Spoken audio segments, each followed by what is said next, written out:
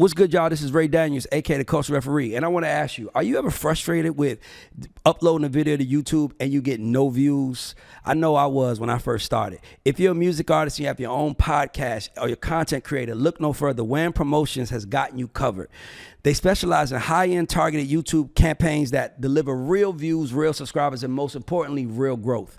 So if you're struggling with real organic YouTube growth, I'm here to tell you to go on WHAM Promotions and use the promo code GAUDS and receive 20% when you check out. Tell them Ray sent you, you got 20% off. Let's go, guys. I'm looking to see you guys on the charts. Let's go.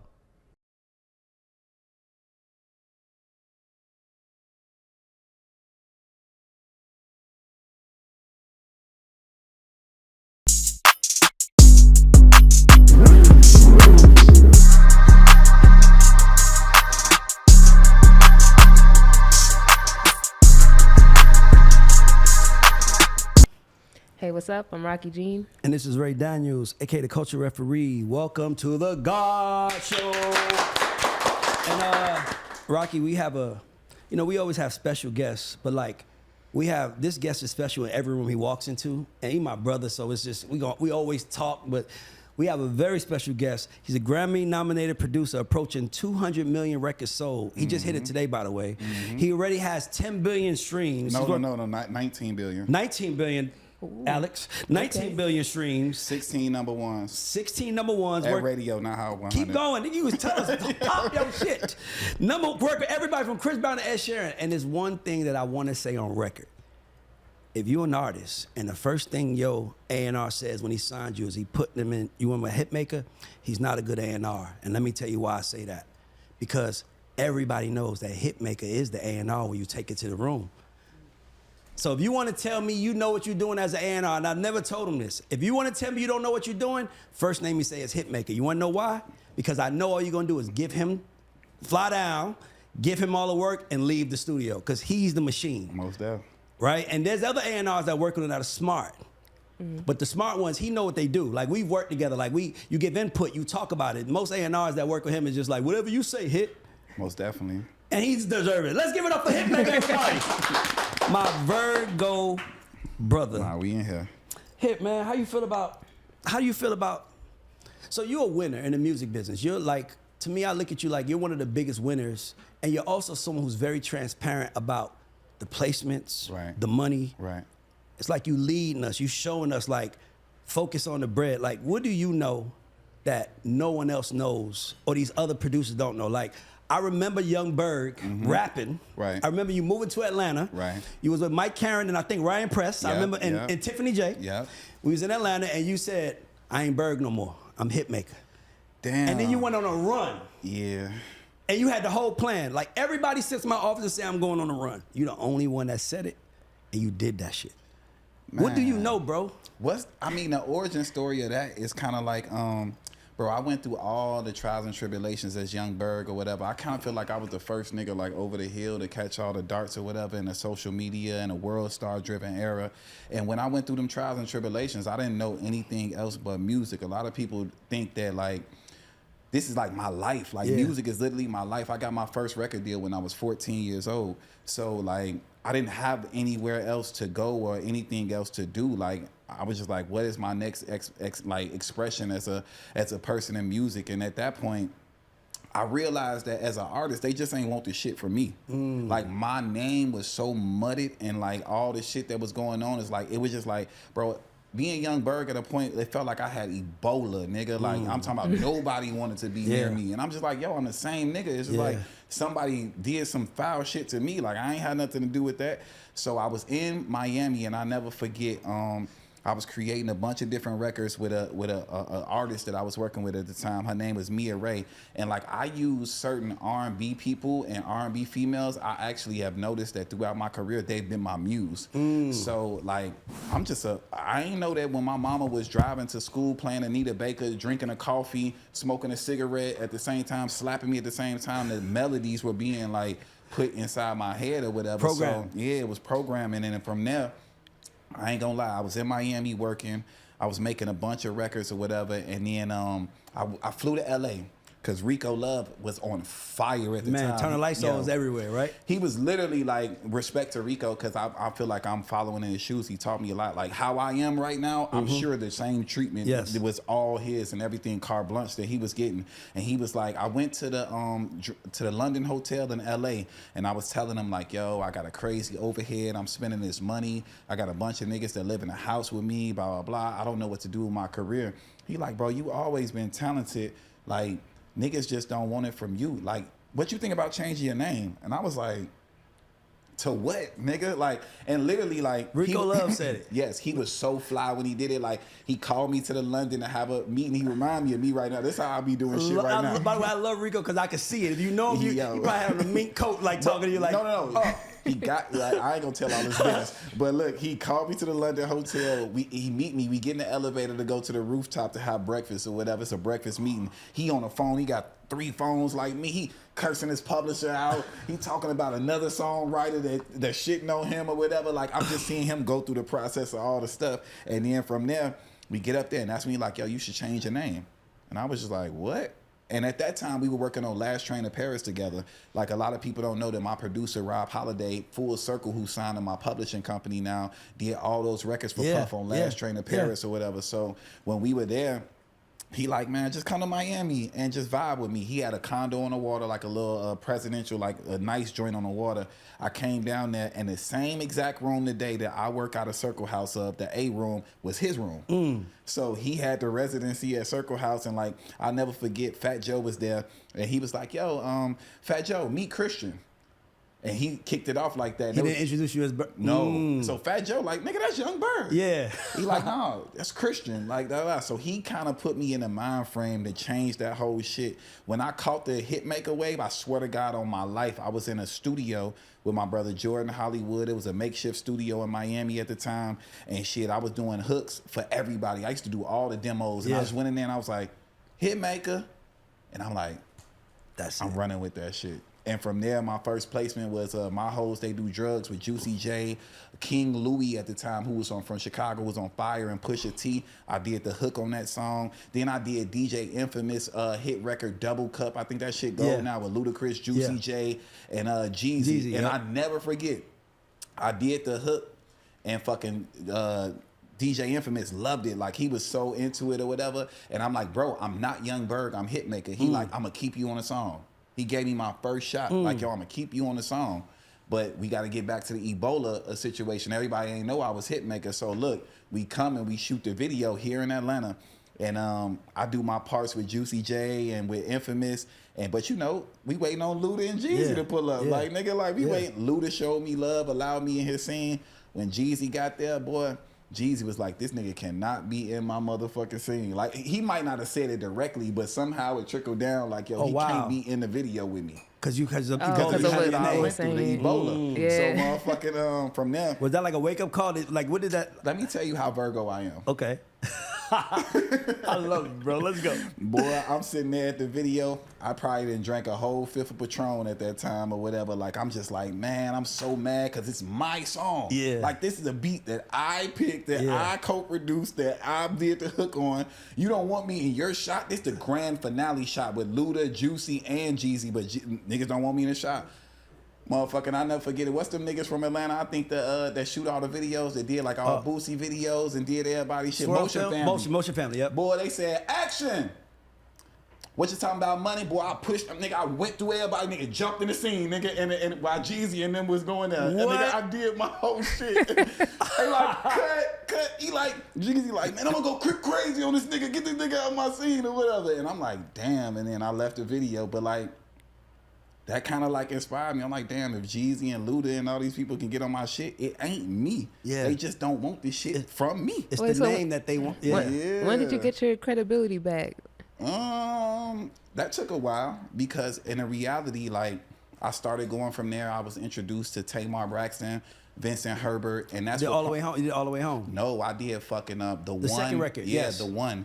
And fucking rest in peace to LaShawn Daniels. It was a Juicy yeah, you killed that one. I swear to God, I was in my crib living in Miami, and I had a dream. Like, I'm really big at manifesting or whatever, and I had a dream that fucking about that Juicy beat. So I called KE on the track, and he's a producer out of Atlanta. And he was really relevant at the time. He had did like All the Way Turned Up for Roscoe Dash. He also did the Devil's Alive record, right? Yeah, he did a bunch of shit. So fucking I called him. We were working together. I'm like, yo, flip the Juicy shit, same drums, keep it OG. This, that, and the third, I'm gonna go in and do that. So like when it come to producing, a lot of people don't understand. That was the inception of the record. That's what Quincy Jones does, by the way. Exactly. Yes. So I called him and I told him to do that. He sent me the beat back. At that point, Mike Karen had signed me to a well, I think this might be before. He didn't sign me yet. He was showing interest in me. I went to APG Studios in LA and I did the record. So if people hear the song where it's like Biggie, like, it was all a dream, that's me saying the shit. Oh, wow. That used to be my whole thing. Like, I used to do the chopped and screwed shit on everybody's song or whatever. Wow. So it's me saying that it was all a dream on the Tamar record. That record ended up getting into her hands. Vincent Herbert put me on a first class flight to LA. I did the fucking record with Tamar. And I don't even think that, like, to me and Tamar had a rapport, but LaShawn, I wasn't a big enough producer. So like I had my tag, my Hitmaker, but they took that shit off. And like I used to sneak the game. I used to be like, yo, I had a tag that was like, oh, I used to do like 8 stacks on this shit and put it before the hook and after the hook. I'm like, yo, nigga think they gonna take me off the song. My tag still gonna be there or whatever. So that happened. I just love it, man. I'm just, because bro, you so, like the thing that I admire the most about you is you only see your goal, man. Yeah. And it's like, I don't give a fuck what I got. I'm going to get there. And when I get there, y'all better watch out. Finish, so you finish, bro. I love you. I did that shit. And long story short, like when the song came out, they loved it. They took my tag off the record. And I was like, damn, why they did that? Because they left it on the iTunes version. But when the video came out, they took the tag off.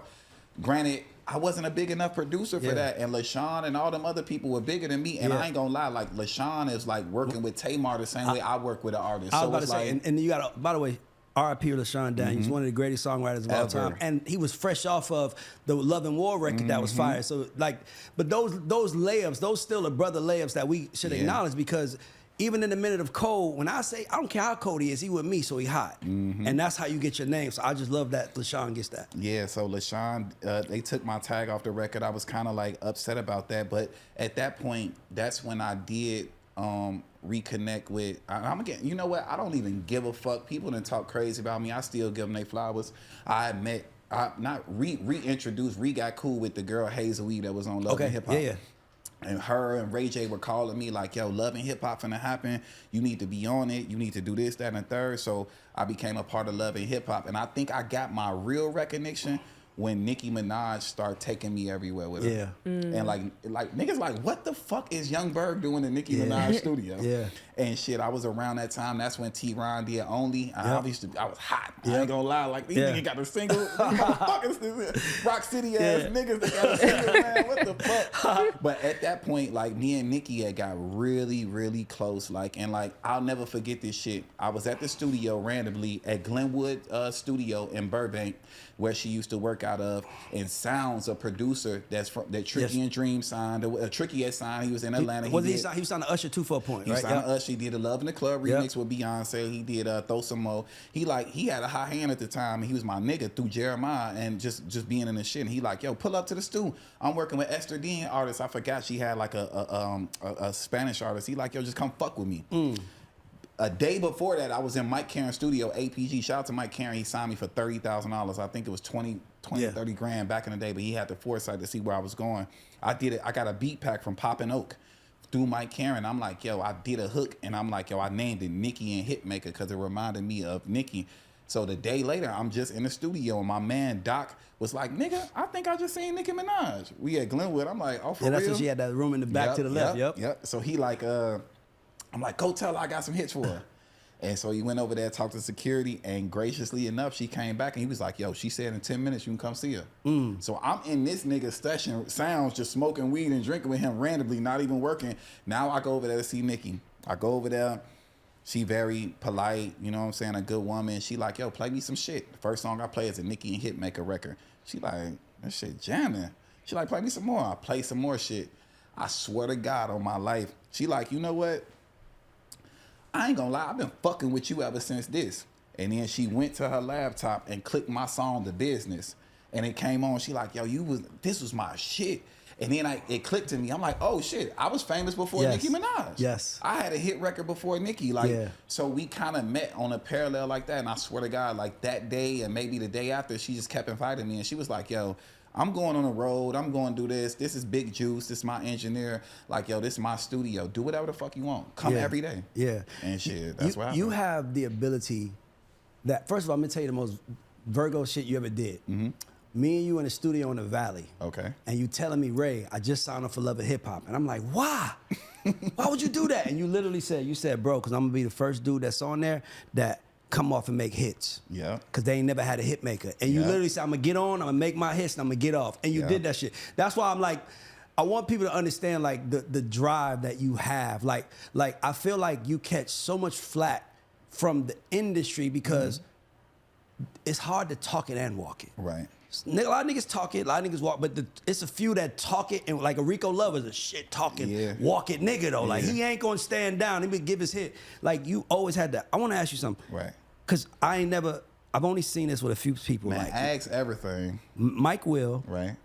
has it, you have it, Rico has it. I've only seen a few times where it's this connection with artists. Right. Like that no one in the room can understand. I never forget being in the room with Mike Will and Future, and we was making Future's Honest album, and it was like they was communicating in ways, but they didn't even talk. And I was like, and I remember just being like, I was amazed. I'm like, why did he follow Mike Will? Mike Will he probably says 4 words, but those 4 words was Future trusted him, and you have that. Right. Why do you think that because let's be clear, you're a controversial figure. For sure. We can get into it all, but you're a controversial figure because you got people that feel like I did the beat, I produced it, but it's like, no, I'm the visionary. Right. Like, where does the confidence, like, how do you get that? Where does it come from, bro? Because Teron don't have it. Like, Teron is just a worker. Like, and then that's why I'm like, bro, you gotta talk. It's that when you're in the studio, you understand what I'm talking about, where it could be 100 niggas smoking weed, drinking, partying, bitches around, but the artist only is focused on you. Right. Like he don't give a fuck with nobody. Everybody can be bopping their head, but he looking at you like, yo, what you think? Like where that come from? Not trying to sound cocky or whatever, but like I grew up in my life, like my parents always gave me like and like just poured into me. My parents are millionaires from the jump. Like I don't know what struggle feel like. Like I personally went and sold crack and struggled on my own because I wanted to be authentic to the raps I was doing as a kid. But at the same token, bro, I was 4'4" in 9th grade with green eyes, with green eyes. Like what like I'm 4'4", like literally. And so I always had like a star appeal, like or a standout type of thing. And then moving forward, I think that artists resonate with me because they see me do it as an artist. Like you got to watch my journey in real time. No matter how old you are, you could be a newer artist right now and be like, yo, you 19, 20 years old, but you know the work that I did with Lil Durk and King Von. Yeah. Yo, I gave King Von and Lil Durk damn near a #1 record. That shit went top like 5, and it's like more cursing than I ever heard in my fucking life on a record. So it's like, people can resonate with that. Like it's star qualities that go with it. It's the confidence that you walk in the room. Now in this level that I'm in, it's more so like let's be honest. Like I'm outside and I pull up to the studio in a $400,000 Ferrari. Yeah. I get out and I go work harder than the artist. I'm there before the artist and I leave after the artist. So I think when people see that work ethic, that Mamba mentality when it comes to music, I think that they respect you more, and that's where it goes. Yeah, because you have that. Like I'm telling you, like I hate when A&R's first person they call is you, because as an A&R, I'm like, yo, go figure the artist out first. Don't go to the nigga with the answers immediately. Right. Like, you know he got the answers because he's going to look at you and say, oh, I could tell a vibe, find something, make it for you. But I always wanted A&Rs to like figure out the work. So I always was like, what does he have? Like, and you would go in the room and piss everybody off. Like he would come in the staff meeting when I was at like last situation. He'd come in and be like, yo, I got 90 placements, y'all, to A&Rs. I got 90 placements this year, y'all. If y'all want to get some money, come see me. And he's like, and then when he leaves the room, Aaron and Tom are like, do what he says, man. Just do what he says, you know. Right. Like, I had 126 placements last year. Yeah. So congrats. So let me ask you a question. How do you feel about the changes happening within the industry? You know, you've been a music executive. You obviously had success at the major, and you also had success at an indie major with for sure. Empire. But like now you see all these changes happening. Like, it feel like they're pulling the rug from under everybody black in the business. True. Are you concerned? What's your thoughts on it? To me, I just think it's no visionaries, and everybody's thinking about job security. And nobody wants to stand on the line. That's why I was so happy being in the executive level or whatever and working for someone else's company, because at the same token, the artist could look at somebody and know that their intentions were pure. Like if I'm working with you and you know that I'm a creative and I'm overly creative and all I care about is the record. Like all I want to do is make a hit record. There's no politics behind it. I don't care about, and that's what the funny shit is. I don't care about who I collaborate with. I don't care about who I do this shit. Now, a nigga could walk in here right now with a beat pack or whatever, and I could be like, yo, I like this one, that, and then we write the hit song to it and make it happen. But at the same token, people just connect to the fact that I don't give a fuck. Like for real, like the bosses never really mattered to me. Like they mattered because they were my bosses, but at the same token, I have immense respect for a Craig Calvin, a Julie Greenwald. Lon Ray was very influential in my career. I love Lon Ray. We don't talk whatever, but like we don't have to speak again. What she did for me in that short amount of time, it was enough for me. And a lot of motherfuckers, I want to say this publicly, y'all niggas got to get off that shit. If somebody pouring you for a certain amount of time and then they not able to pour into you no more, don't spitefully feel no way about that shit. Be gracious for the amount of shit that they poured into you to get you to the level that you at. So like Lon Ray, Nina Gazi, and Tina Davis and Nima, like I don't have no disrespect for them people, but they knew I didn't give a fuck. Yeah, and because I was already a millionaire when we were already doing this shit. And so, you were saying is that why? I heard you said to Craig Craig Calvin, who's the CEO of Atlantic, in his staff meeting in front of everybody, I'm here to take your, or something like, I'm here to take your job or something like that. Most definitely. Like that's not normal. You don't say that to No, the CEO. I said, this is my exact quote. I'll never forget this shit. We in there. Because it was like an infamous moment. Yeah. Yeah. So Craig, you know, when you do an A&R meeting or whatever, everybody gathers and everybody plays different shit and try to impress the boss type shit or whatever. So with me, I was on a unbelievable, like nobody talks about this shit, and like it might be because of the Ebola and just like how overly expressive I am and the Virgo in me. At one point, while I was working with Atlantic Records, out of a top 40, I had 13 records out of top 40 at radio at one time. That's like some Neptune type shit. That's what Pharrell like, that's like every other song is Hitmaker, Hitmaker. You know what I'm saying? So we had the A&R meeting and fucking I'm just sitting there and everybody playing their shit. And I was just feeling myself. He like, yo, come on, Berg, play me some stuff. I'm like, no.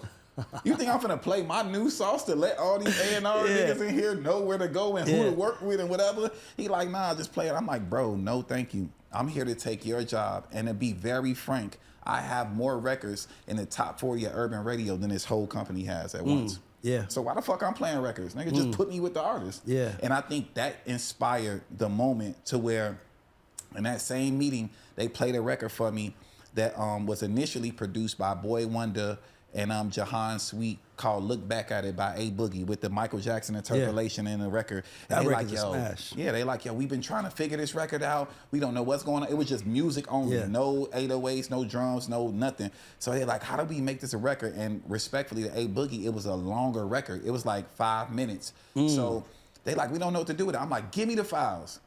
And they like, well, Boogie doesn't work with co-writers. He doesn't work with people. I'm like, give me the fucking files, bro. They gave me the files. I went in and they were like, you know what? Boogie's going to Hawaii.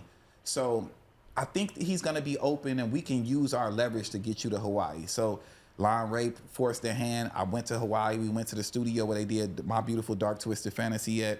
And we in there and like Boogie has the long board of just all the songs. And me and him hit it off the rip.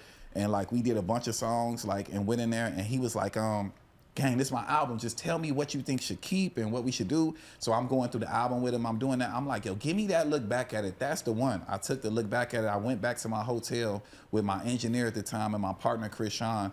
And I literally went and took a 5-minute song and consolidated it down to 3 minutes and found the sweet spot in the hooks and the Look Back at It. She ain't ever do it. That wasn't really the hook. That was just something that happened at the beginning of the song. So I'm like, no, that's the hook. That's the sweet spot. Let's bring it back here. And at that time, they had Mustard, Mike Will, everybody tried drums on this shit. They playing in the A&R meeting. And I'm like, We don't need no drums on this shit. I'm like, Krishan, me and my partner Krishan was going over it. And I'm like, yo, Krishan, just put your laptop up, put a snap there. Yeah. Or whatever. Put the snap there, restructure the record. I'm like, this shit a hit. I'm like, yo, send it to Jason Joshua. Send it to Jason Joshua, mix it. And now to this day, that record is 9 times platinum, about to be a diamond record. I'm gonna clap for that. I'm gonna clap for that. It feel like, if I had to describe Hitmaka, I would be like, Hitmaka is the producer that producers hate but artists love. Like, cause you piss it's like the producer community is like, it's like you're the only producer. Why they so mad though, right? Let me tell you what I feel like. You're like, I'm gonna tell you, you're like Kobe Bryant, right? Because Kobe, he didn't want to be peers. Right. He didn't want to be your friend. I'm only here to wear chips, right? I'm not trying to hang out. When y'all were horseplay, a good friend of mine played with him. He was like, yo, you know, when we was playing as teammates, Kobe was like, I'm not playing with y'all. Like, I'm here to win. And when I come around, y'all better stop fucking playing, right? So, you know, players his age hated him. Right. You know, Kobe wasn't liked in his era. Nah, for It sure. wasn't until he won them 2 championships towards the end of his career with them young niggas was like, Yeah. we love Kobe. Like, Kobe was their hero, right? So I always looked at you like you're the only person I know would say Mustard's name, Mike Will's name, or like Hit Boy's name. Like, you're the only producer that be like, y'all making hits. Where you at, Mustard?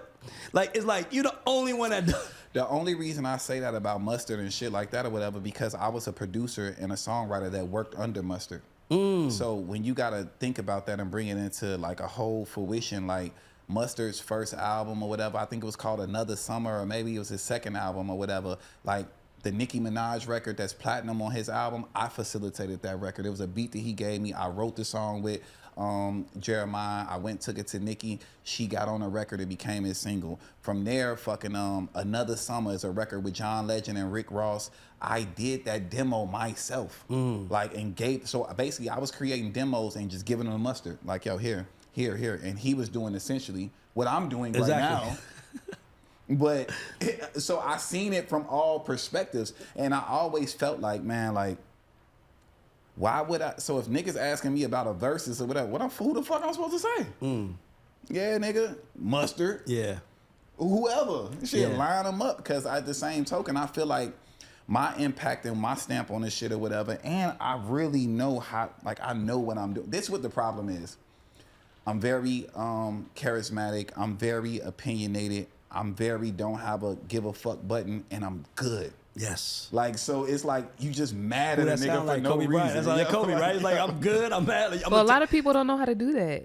No, To be- it's Virgo. Kobe's a Virgo too. That's why I was pointed out. And Mustard's my brother, but Yeah, and I look at it, but I'm always like, I like the competition of it. Bro, like I love to Mustard. me, that's what I'm saying. Mustard to me is from the West Coast is Dre and him, and then it's not that far in my mind. Like, cause Mustard has a signature sound. Like, Dre was kind of like, Dre was Puff. He was the West Coast Puff, right? That's what people don't admit. He was Right. sampling P-Funk. It wasn't Yeah. like Dre was original. He was sampling sounds Exactly. when he in that 90s And they era. don't look at him like that. They don't look at him like that. P-Funk wasn't as popular Yes. as the records that Diddy was sampling. You know what taught me that? L.A. Reid. Because I was in the room one day and I was like, I think Mustard gonna be big. And people were like, Mustard, L.A. was like, yo, when Drake came out in the 90s sampling P-Funk, we didn't look at him like he was gonna be what he became then. It wasn't like they knew he was gonna be that. It was like he's just sampling P-Funk, right?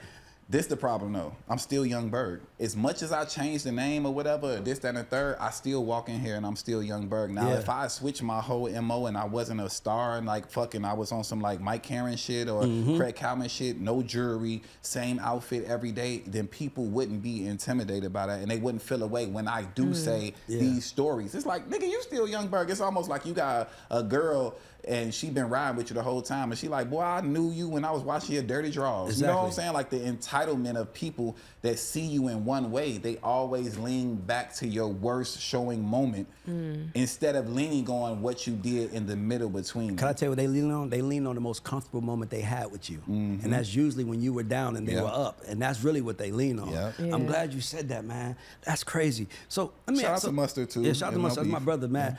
Let me ask you a question. I'm gonna put you in a seat as you're the CEO, because you are a CEO. You've ran labels. What would you have done? What would you have said? You on ground zero as the Drake Kendrick thing is going on, and I know how much you love Drake. You said you feel he's the Love GOAT him. over Hove, Yeah. right?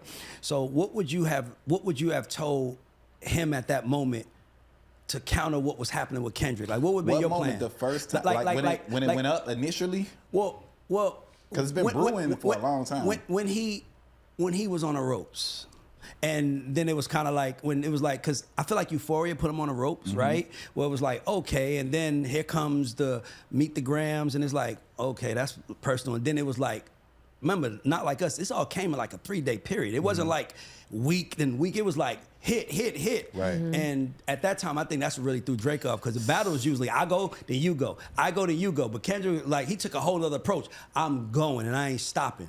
I'm asking you as a producer. You know what it was? Kendrick beat him to the hit. That's what I'm saying. If I was the CEO of OVO Records and I was closer to Drake as a friend. What's good, everybody? This is Ray Daniels, aka the Culture Referee. And if you were wondering who this beautiful woman sitting next to me is my sister Tiffany Daniels Sai. Let's give it up for my sister. Everybody can clap. This is good. And my sister she's the most talented person in the family, and we started a family business, a signature scent company. So if you like smoke a lot of weed in your car and you want to get the scent out, you have to check out these scents. I know guys that use it for the weed. I know people that use it for cologne, and everywhere they go to get compliments. We make candles. We make room sprays. We got them in kits. So if you want to buy something for your loved one or anybody that you care about, hit us up, LorraineCo.com. And we're going to put the website at the bottom of it.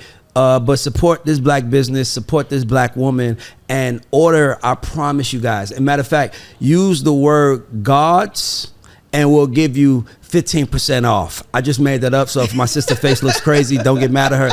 I'll eat that. But guys, when I tell you this shit is incredible, you really should check this out. The best scents ever. LorraineCo.com. And we'll put it at the bottom of the screen. Thank you. Thanks. Or something like that, because I've collaborated with Drake several times, not directly one-on-one, but I would have, if I had a candid relationship like with the artists I deal with, I would have said, play me what you got right now, not the diss records. And then I would have heard everything. I would have initially pointed out what I felt the hit was, and I would erased every verse on it, and I would have just kept the hook, maybe tailored it a little bit to feel something like that, and I'd be like, go in on a nigga, but go in on a hit. And that is what a producer does, everybody. I just want to say that because you see what I'm saying? Like if you're reaching, go where you going, because it's almost like we're panicking now. Like we're in panic mode. What do? Let's calm down. What's the best we have? Whether this is, but I didn't even. That's what my plan was. Just keep going. Like nah, he hit him with a right hook. He beat him to his own win. Like you see what happened with Meek and him. Yeah. Like he saw what happened. He should have saw it. He came and made the hit record, but at the same token, allowing grace and being respectful, because I don't know what the mental of everybody was at the same time. Like, in my honest opinion, it's like it was the first time his back was against the wall. Like, but in a way to where it didn't have nothing to lean on. Like Pusha, he came with some shit that, like, at the end of the day, nigga could write that off. Like, this is my son. I don't give a fuck what you said about my son. This is my son. I didn't take an L. I'm not gonna do this, but it was just strictly music with the Kendrick situation. And I just think he to me, honestly, I wouldn't even have entertained it. You would have went the other way. Bro, what's Drake's out? What's your out? Like, people have to understand and identify that. As a person in the music business, I want to encourage every young producer, every young creative to understand what the fuck is your out. This shit don't last forever. It's only rare people in this shit, like a Ray Daniels, like a me, like a niggas that got having a 5-year career is a blessing in this fucking business. I can't believe 10-year career. I can't believe we 20 I can't years? believe it. Like, bro, like, what is your out now? Do you feel like he'd have to be an executive or move in he that already kind is of? the executive. I mean, drop the whole artist thing. That's why people doing all this bullshit with the fucking lawsuit with Universal and everything that's going on. Drake has a fucking label deal with Warner. He doesn't need Universal. Yeah. That's why he pivot and they can come up. Like, I'm sure in Drake's contract, it's nowhere in there that says that he can't create a group. The same way I put Ty Dolla $ign with Jeremiah and called it My Ty. Him and Party Next Door could call their group something different. Universal can't control it. They can put it out. He can go get hot off that and then figure everything out. So it's just kind of like, man. How do you think it plays out? To me personally, I don't even give a fuck no more. It's so like, it's just so like whatever. I'm just ready for the next Drake hit. You know, I'm open. So you think he's gonna come back with hits? I honestly think that that's what he does. He's a hit maker. That's what he does. I don't know if it will be received with social media and all this other shit, because somebody always got something bad to say. I remember when I seen you in LA for BET Awards, right? I went on a Ball Alert situation, and they were talking to me, and I'm like, man, I ain't gonna lie, I ain't got no kids, boy. I'm finna have me a light skin, green eye, blonde hair baby. They like, this nigga's a colorist. Boy, I got green eyes and blonde hair myself, and I'm light skinned. Like, all I was doing was speaking about what my nut was gonna produce after the whole situation. Bro, so you can't care about this shit no more, bro. You've always had a funny relationship with the black female community, right? Yo, Cheyenne, when you about to go there, it's like, hold on, you've always had an issue with the, it's always been that. Like, why is that, bro? Like, why do you think there's an issue? Like, why do you think they think initially that? I said some shit that I won't even repeat myself, but I said it based off of a lifestyle. Like, a lot of people don't understand when I said that shit, and I said it, and it was very distasteful. And as a grown man, as a 38-year-old man right now, I would slap the shit out of the 18, 19-year-old me that said that shit. But that was something I was taught by older niggas that was older than me. My OGs was saying that shit. Yeah. I was just a wild nigga and said that shit off the cuff. So that sparked it. Then from there, I just think that, as we say, like, nobody, if a, damn, this gonna sound crazy. Say it, cause I got something to say too. I'm gonna say it with you. If an ugly nigga said he was gonna have an ugly baby, then it would have been nothing. If a light-skinned nigga get on there with green eyes and this, that, and third, the immediate reception is that he don't want me. Yeah, but black men can have preferences in the black community when it comes to women. Fuck no. Like, a black woman could go in there and say, I want them to be tall, 6 foot. And it's like, okay, good for you. I like them to have muscles, dark. We like, good for you. Let a black man come out and say, I want to be 5'2", light skin. It's like, what? Like, or I don't want a big girl. Like, what? It's like, we're not allowed to have. Listen to me. I got a female that's in my life right now, whatever. That's just a friend that we talk about this shit. And she like, I got a list. I'm like, what's the list? She like, God-fearing, wealthy, this, that, and the third. But then she got to the bottom of the list. She was like, good feet. I'm like, what wealthy nigga you know got good feet? Like, you just took the basketball niggas, the football niggas, everything. Like, it's unrealistic expectations, you know what I'm saying? But I think with men, with black men, all we want is like, this might be blunt, peace, and fuck me good, and shit. You're the black and everything else can go from there. Y'all say that, but then when y'all get that, it seems like it's not enough, and y'all looking for the next thing and the next thing. It's never gonna be enough. Like, what are you talking about? You think I work this hard to only have sex with one woman? Well, no. Okay, can I tell you how I look at it? Let me jump in, because I'm gonna tell you how I look at it. I look at it like this: a conqueror conquers. Right. Like, you love an ambitious man, but an ambitious just means I'm going after what I want. Money first, because I already know I got to get that, right? So I'm going to get that. But right after I get that, I want the cars, I want everything. But I don't want that to go home with. I want that because I know what I really want is going to want to be with me. So men are men, you know what I'm saying? But if he's a conqueror, he's going to want more. That's like me telling you, I always say, it's like me saying you're rich now and you have all the money in the world, but you only can wear one pair of shoes. It's your time to shine, because I'm on you now. Look, check this shit out. Go ahead. If my name was Muhammad, you would never say no shit like that to me. Because religion puts the boundary on that. Just because my name is Christian, you want to judge me and say, yo, I'm giving you the best that I got in a Anita Baker voice. Why do you need somebody else? But if I was Muhammad and you met me as a successful man and you fell in love with me, you would go and validate why I entertain other women, and it's only because of religion. And in my religion, it says if I'm successful enough to provide for all these women, then that's what goes on. No, that's cool. But you were saying that all you guys want is peace and somebody to fuck you good. So I was just wondering, like, if the woman is giving you that, but then you're Everybody fuck different. The hunger for more. Yeah. I'm not trying to be funny enough, but some people. Yeah, am I no, wrong for saying that? I'm sorry as a man. Every woman brings something different. The shit hit different. The moans be you know, different. It'd be yeah. like sometimes you just want to see if you still got it. Like, Yeah. I just need to know I still got it. Sometimes just.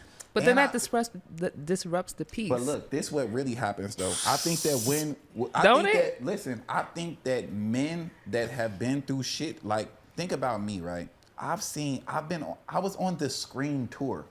Like, I've seen women, mothers, hand deliver a woman to me and be like, go handle your business, boy.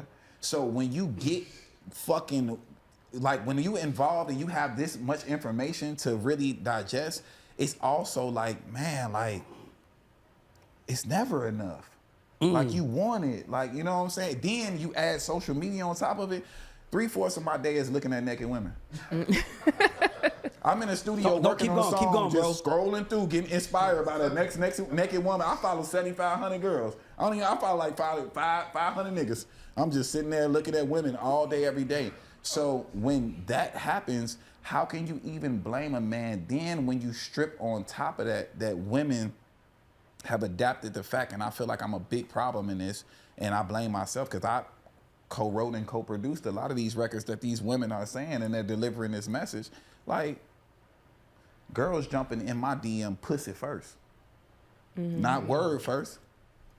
So how can I feel away? That's not a rhetorical question. Yeah. That's not a rhetorical question. I would love for you to answer that. I'm sorry. I just No, I'm not against y'all. rhetorical. I'm not against y'all having multiple women. I was talking about the fact that you're talking about peace and what you're looking for. See, I got a little bit off topic. This is what it really is. I think after you've been poisoned by so many hoes, you start to look at your main woman as a fucking queen, and you don't even want to do it. Like, you want to slut your main girl out, but at the same token, you don't want to operate the same way you do with the hoes. So the hoes bring a different aesthetic, and you want to keep your peace at home. Got you. I think it gets blurry when the woman sees that maybe your behavior has changed, and then she want to get in your phone and get to doing an investigation. It's like, you trying to ruin a piece. Yeah. We happy in this big ass house. What you doing? Got you. Okay. But you know, I always say to women, like, you got brothers?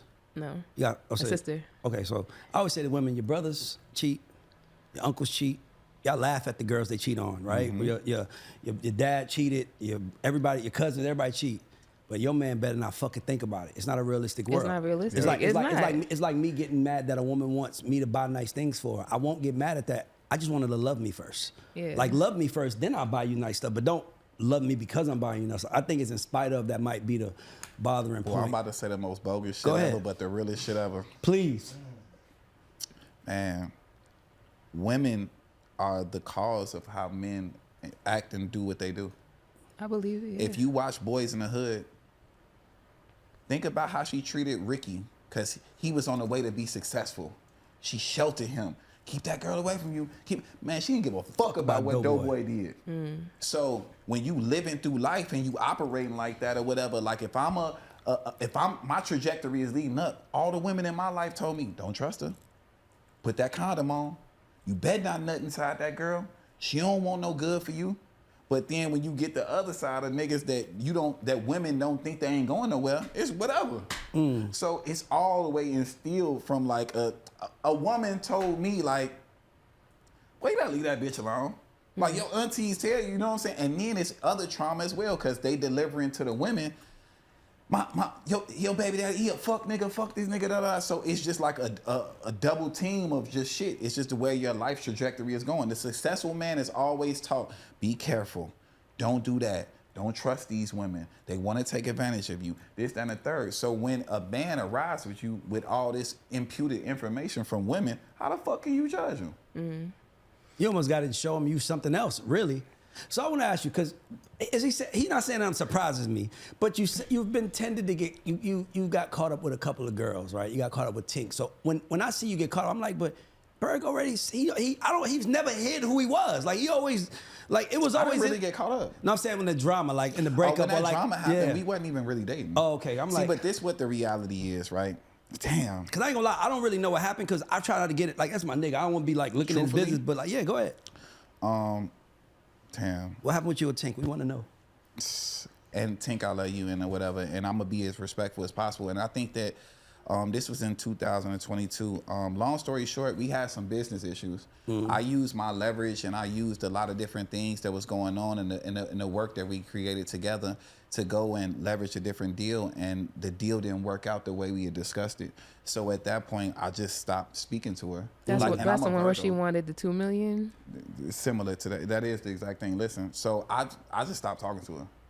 Like, We shut down. yeah, like I'm a Virgo. Like, yo, the minute you play with anything, you play with the money, all bets is off. Okay. We ain't gotta talk no more. We ain't gotta do that. So we just wasn't talking. And ironically, you can't make this shit up. On my birthday, we just landed in Cancun. I was saying, 'cause you was down there at with the some same chicks. time, and I was with some girls. I was in my vibe, and we just collided at the same point. And fucking she ended up being a woman. She was emotional about the situation because she was like, I wasn't responding to anything.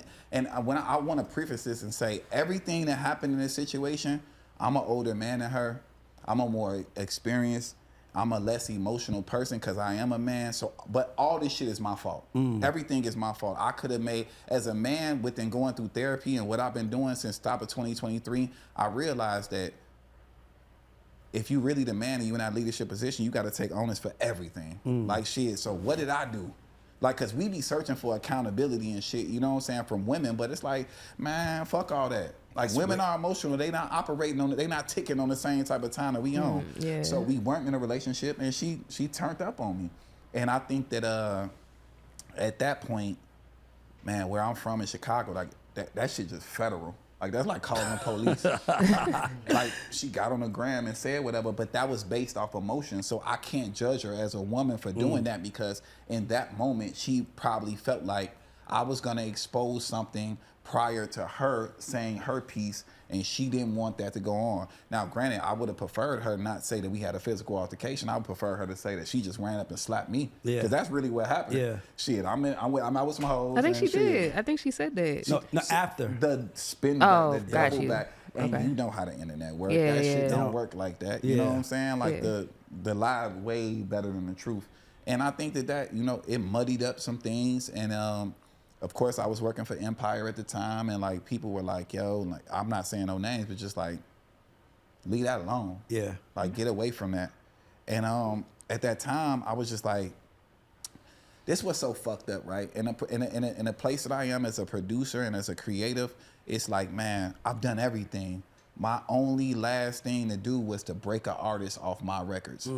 Because people judge you in this music business based off that. Legacy. I could have a bunch of different shit. That's why Mike Will goes down legendary. Yeah. Even if Sway Lee and them don't drop another record, that nothing goes gold and platinum from here, he did it. Period. He showed it.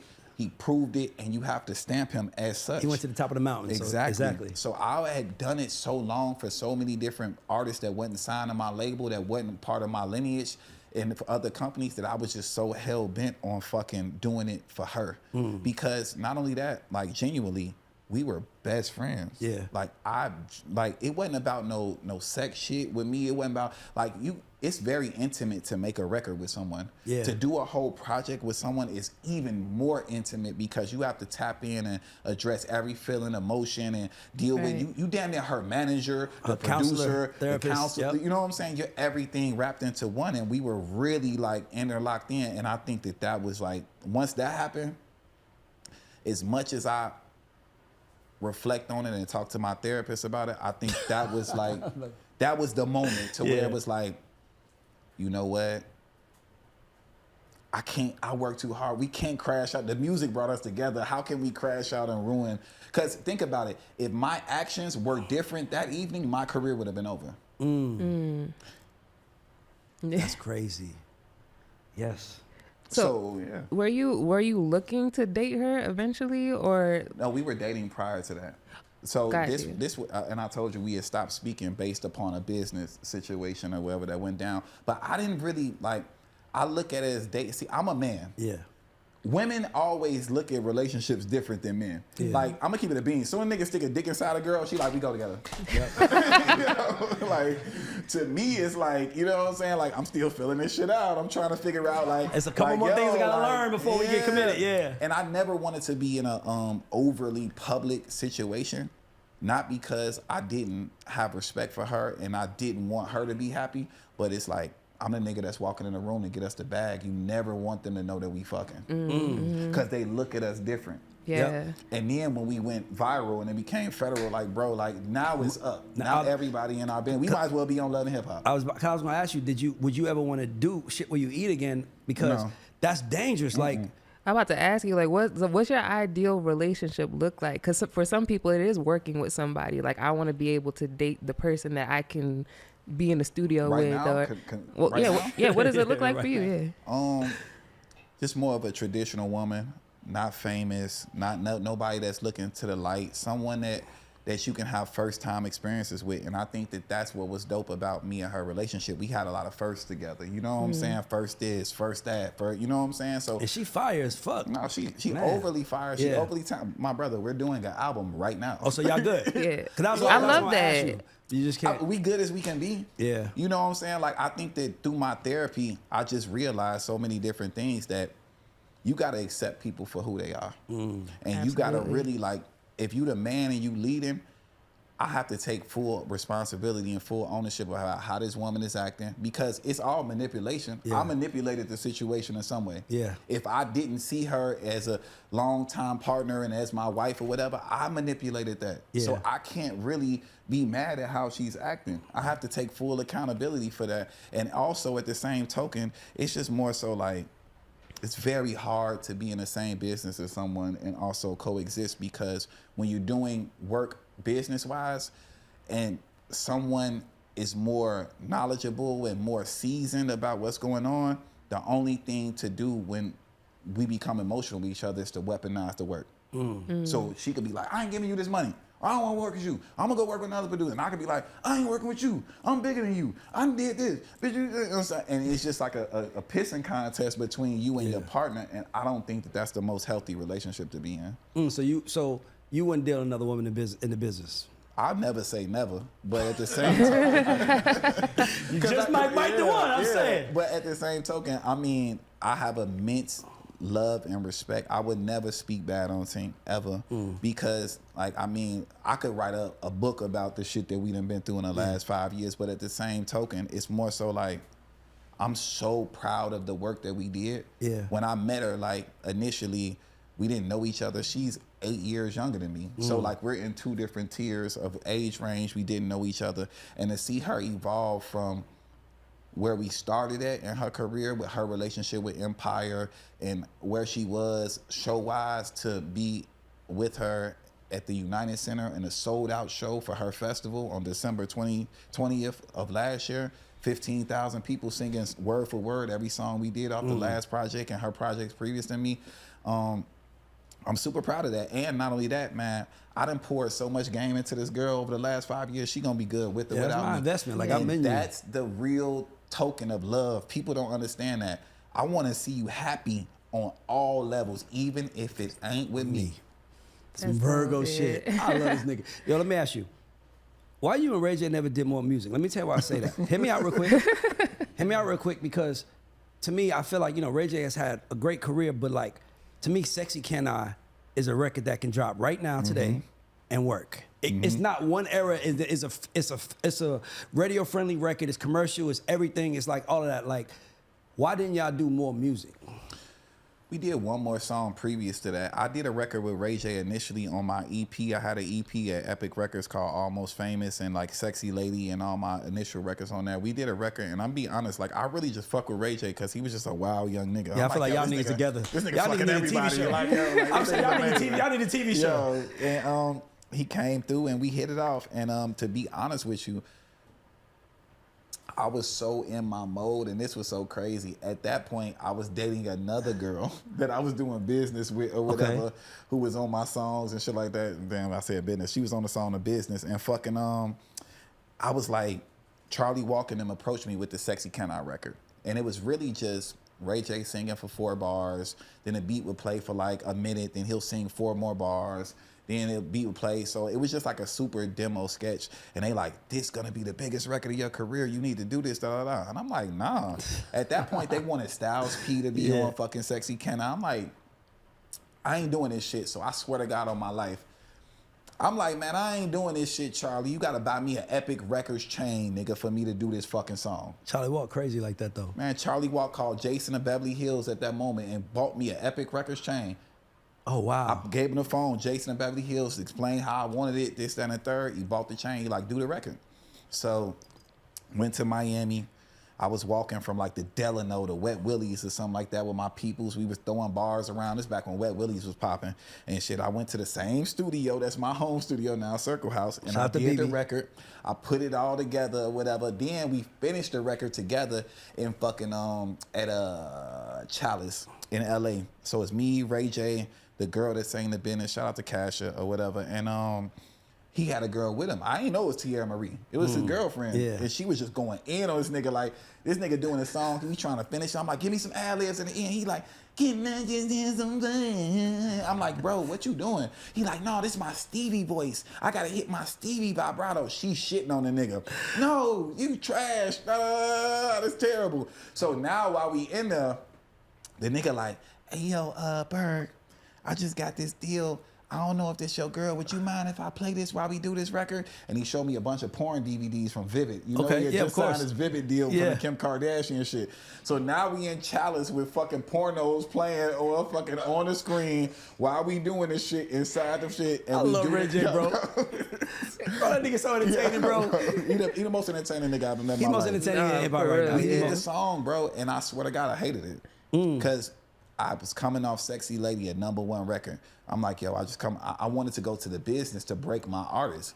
She was on the song, and they like, no, sir, we going Sexy Can I first. And I'm just like, man, I was doing tantrums and this shit. They like, Charlie Walk, I'll never forget, I went to see him. And at that time, I used to think Charlie Walk did coke or something like that or whatever. Because he's so crazy. Yo, this nigga's like Zoolander on steroids. If you meet him, he'll meet you. Wherever you are, he'll meet you right there. You could be the Zulu tribe. He'll be right with the Zulu tribe. Like, he don't... Bro. He's one of my biggest mentors in my career or whatever, and I love him to death because he's a straight shooter. He never really like sugarcoated shit for me. I swear to God, I walked in Epic Records. He was dancing on top of his piano. Charlie Walk like 5'2". Yeah. And nigga, like Joe Pesci. He reminded you of Joe Pesci. Oh, yeah. He's on the grand piano dancing. It's going to be the biggest song of your fucking career. It's going to be the biggest song of your career. I'm like, all right, whatever. They put that shit out. I swear to God, right now, that shit is 9 million sold, about to be diamond. So my question to you is why didn't...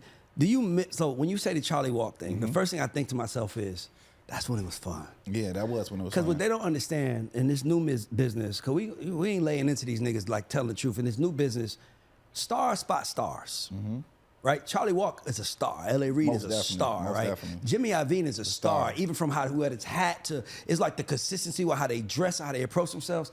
These new executives ain't stars, bro. They bankers, it feel like. It feel like they are Nepo babies. They were nepotism into the job. So like they was an intern long enough to where it turned in it. And that doesn't define cool to me.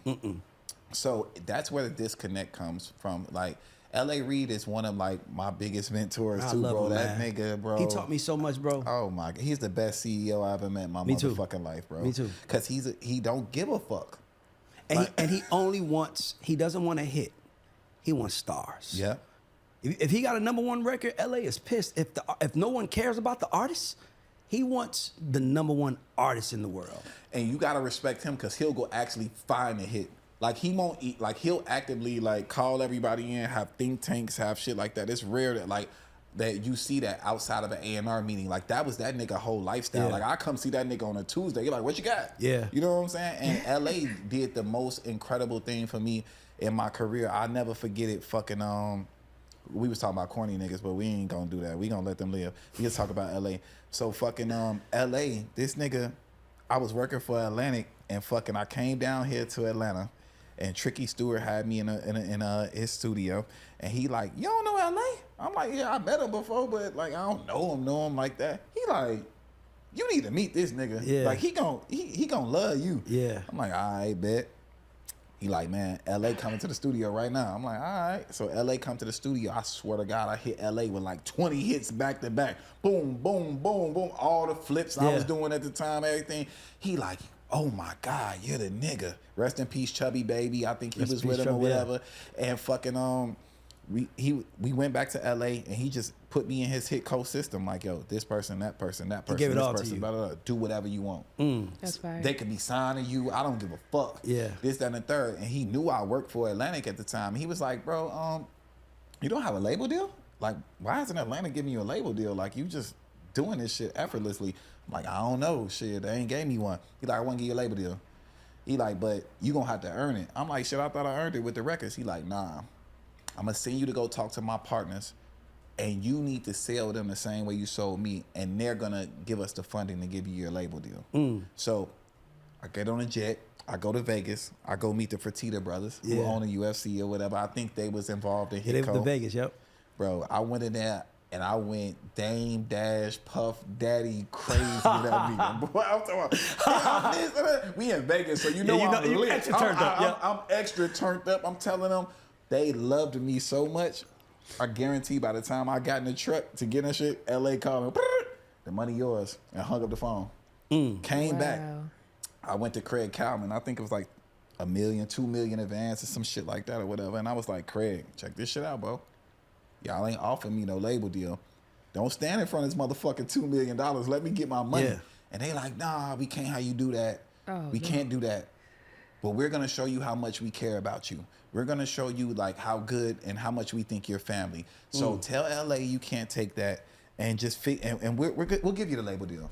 So boom, I went back and told LA. He was like, not in these words. He's like, man, that's some sucker shit. You know what I'm saying? Like they don't even really care. Like they don't even want. Like, I'm trying to help you build a label. They don't even want. So LA was like, the money yours though. You earned that money. I sent you there to go get it. I swear to God on my life, the nigga L.A. Reid turned my label deal to a song deal and gave me all the money that I went and got from the Fertitta brothers. I'm gonna clap for L.A. Reid. I'm gonna clap for L.A. Reid. Yo, let me tell you my first introduction to L.A. as like Ray, because he knew me from Toronto and them, but like this is who he is. I shake Peter Edge's hand, and then somebody takes me to L.A. That's a whole nother story. These niggas is not cool, bro. So I meet L.A. and what's good, y'all? This is Ray Daniels, aka the Culture Referee, and I'm here to talk to you about YKTV Magazine, which is the #1 magazine for prison entertainment. These prisoners are sitting in jail. They have nothing to do but read these magazines and read your ads, buy your music, support your business, anything that you can do that's online commerce. They already have published over 140 magazines with 36 major artists that have covered it, and I'm giving you an opportunity to advertise this magazine and get directly to an audience that you know has the time and the money to spend. Info at the bottom, info at the GAUDs Show. Holla at us, whether you're an artist, producer, whoever you are. We can help you with your business. Holla at us to get to YKTV. Mind you, Peter Edge, I met him for 2 hours. He's like, we're gonna do this, we're gonna get this, we're gonna get this. LA was like, yo, I heard you did it with Peter. I was like, yeah, I did, man. He was like, oh, okay, cool. He said, where's your check? I said, what are you talking about, where's my check? I just shook his hand a few minutes ago. He said, oh, you don't get it, Ray. You do a deal with me, you're gonna leave here with a check today. What? So now I'm like, hold up. So it's like, you gotta understand something. For me, he was the Wizard of Oz. Like everybody's off to see the wizard, right? So now it's like it's like this is my story now. So then literally he's in the room, he was like, yo, look, man, look, I want you here. So I was like, cool. By the time I left to go downstairs and got in the car to go to the airport, they already sent the offer for like $800K, and this is before streaming, so that's a lot of money for an unproven artist. It was like crazy, and I was like, how can you beat this guy? The only way you could beat him is by cheating against him, but like the way he worked, he is the wizard that the artist, Jimmy was too, because when, like in this business that we're in, like when you're an artist and you have a dream, you want to get in a room with someone who's like, I see you, I see your dream, and I got everybody around here who's gonna help you get there. It don't work like that no more. Now, look, that's why the game fucked up. People invest in songs. They don't invest in people anymore. Yes, they don't invest in people no more. They just want the record for the streams so they can make their money. They're lazy as hell. That's literally how the business functions. Yeah. It's not even about stars no more. That's why I'm like, that's what made me not like it no more. Because it's like you invest all this time in an artist to hopefully make them a star, and then they just push the first record and get 2-3 billion streams, and they're like, well, it was nice knowing you. Like, no, we can do this again. They don't. It takes too much of an investment. Yeah, it's no personal connected. Nobody that really wants to. And then here's the reality of it. Like, these people don't want to help you build your business. Name me in the last 3 to 5 years who actually got a big check and has overhead, $1 million in overhead. Okay, so I'm gonna tell you something.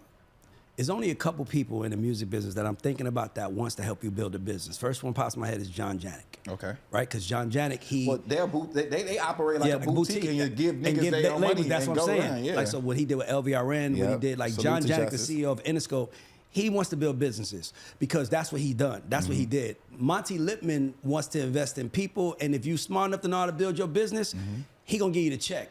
Hey, you go do that cultural shit. When it's time for the hit, that's where Charlie Walk came from. Monty Lip, they was all that was the crew. But I don't know. I was gonna ask you. So let me ask you something. Let's play a game. Only me and you could play. You got a young rap female. Every label wants to sign it. Every label got the same offer on the table, the same money, the same everything. The only thing you picking is the people at the label that you want to work with for a young female rapper. What label you picking? I'm gonna give you other options too, by the way. Whoever I got the best relationship with, the A&R or the person that's signing them, that's gonna go dame dash crazy inside the building like me, like I would. It wouldn't even matter who it is. All you need is one person that don't give a fuck about their job, that's passionate, and that thinks that their job is to be a part of your company. Yeah. And the infrastructure, I don't even know who the same exists shit. like that. Nobody. Because everybody chasing a check. We was the last ones of that. I'm like, bro, like that feeling, that was me in the building. I'm like, bro, I'm here because I have my own money. It's thank God, like I don't, my salary didn't take care of my family, so that was just a bonus. I want to see every nigga get rich because I'm getting money. So Bro, do you invest in people now that you know? Oh yeah, I got my own label. So like the crazy part is that this was so funny about my career, and like I feel like not looking for credit, like you know how y'all do credit check and shit like that or whatever. Like, I ain't looking for that, but like it ain't been a creative around me that ain't got to some money. Period. Everybody got some money They all around me. look good. Everybody got a deal. Everybody got a publishing deal. I just met my artist Ronnie less than a year ago. He signed. He has a publishing deal. We just left from closing his publishing deal in New York. My artist Toy Ann, she signed. She got a publishing deal. Everybody, even like, and I'm not really a gatekeeper like that. Like, you ain't got to be signing me. Just being around me, you gonna get some money. I was about to say, I get checks to this day Yeah, like, I because mean- of you, because I signed this kid Ivory Scott. Ivory Scott ain't and as signing soon me. as I knew Ivory Scott was like, as soon as Mike Karen was like, Hitmaker like him, I was like, okay. How did he get his record deal? Yeah, well, no, Hitmaker. I didn't even know the record deal when you did that part. I'm the executive Yeah. producer of his album. He met his I'm not a hater. You're a bro. farming system, bro. Yeah, I'm not a hater, bro. Like, and this is what I tell all the writers. Like, I never forget Ace Red is also from Atlanta. I met Ace Red at Ray Daniels' studio. He was in the studio working with Keys.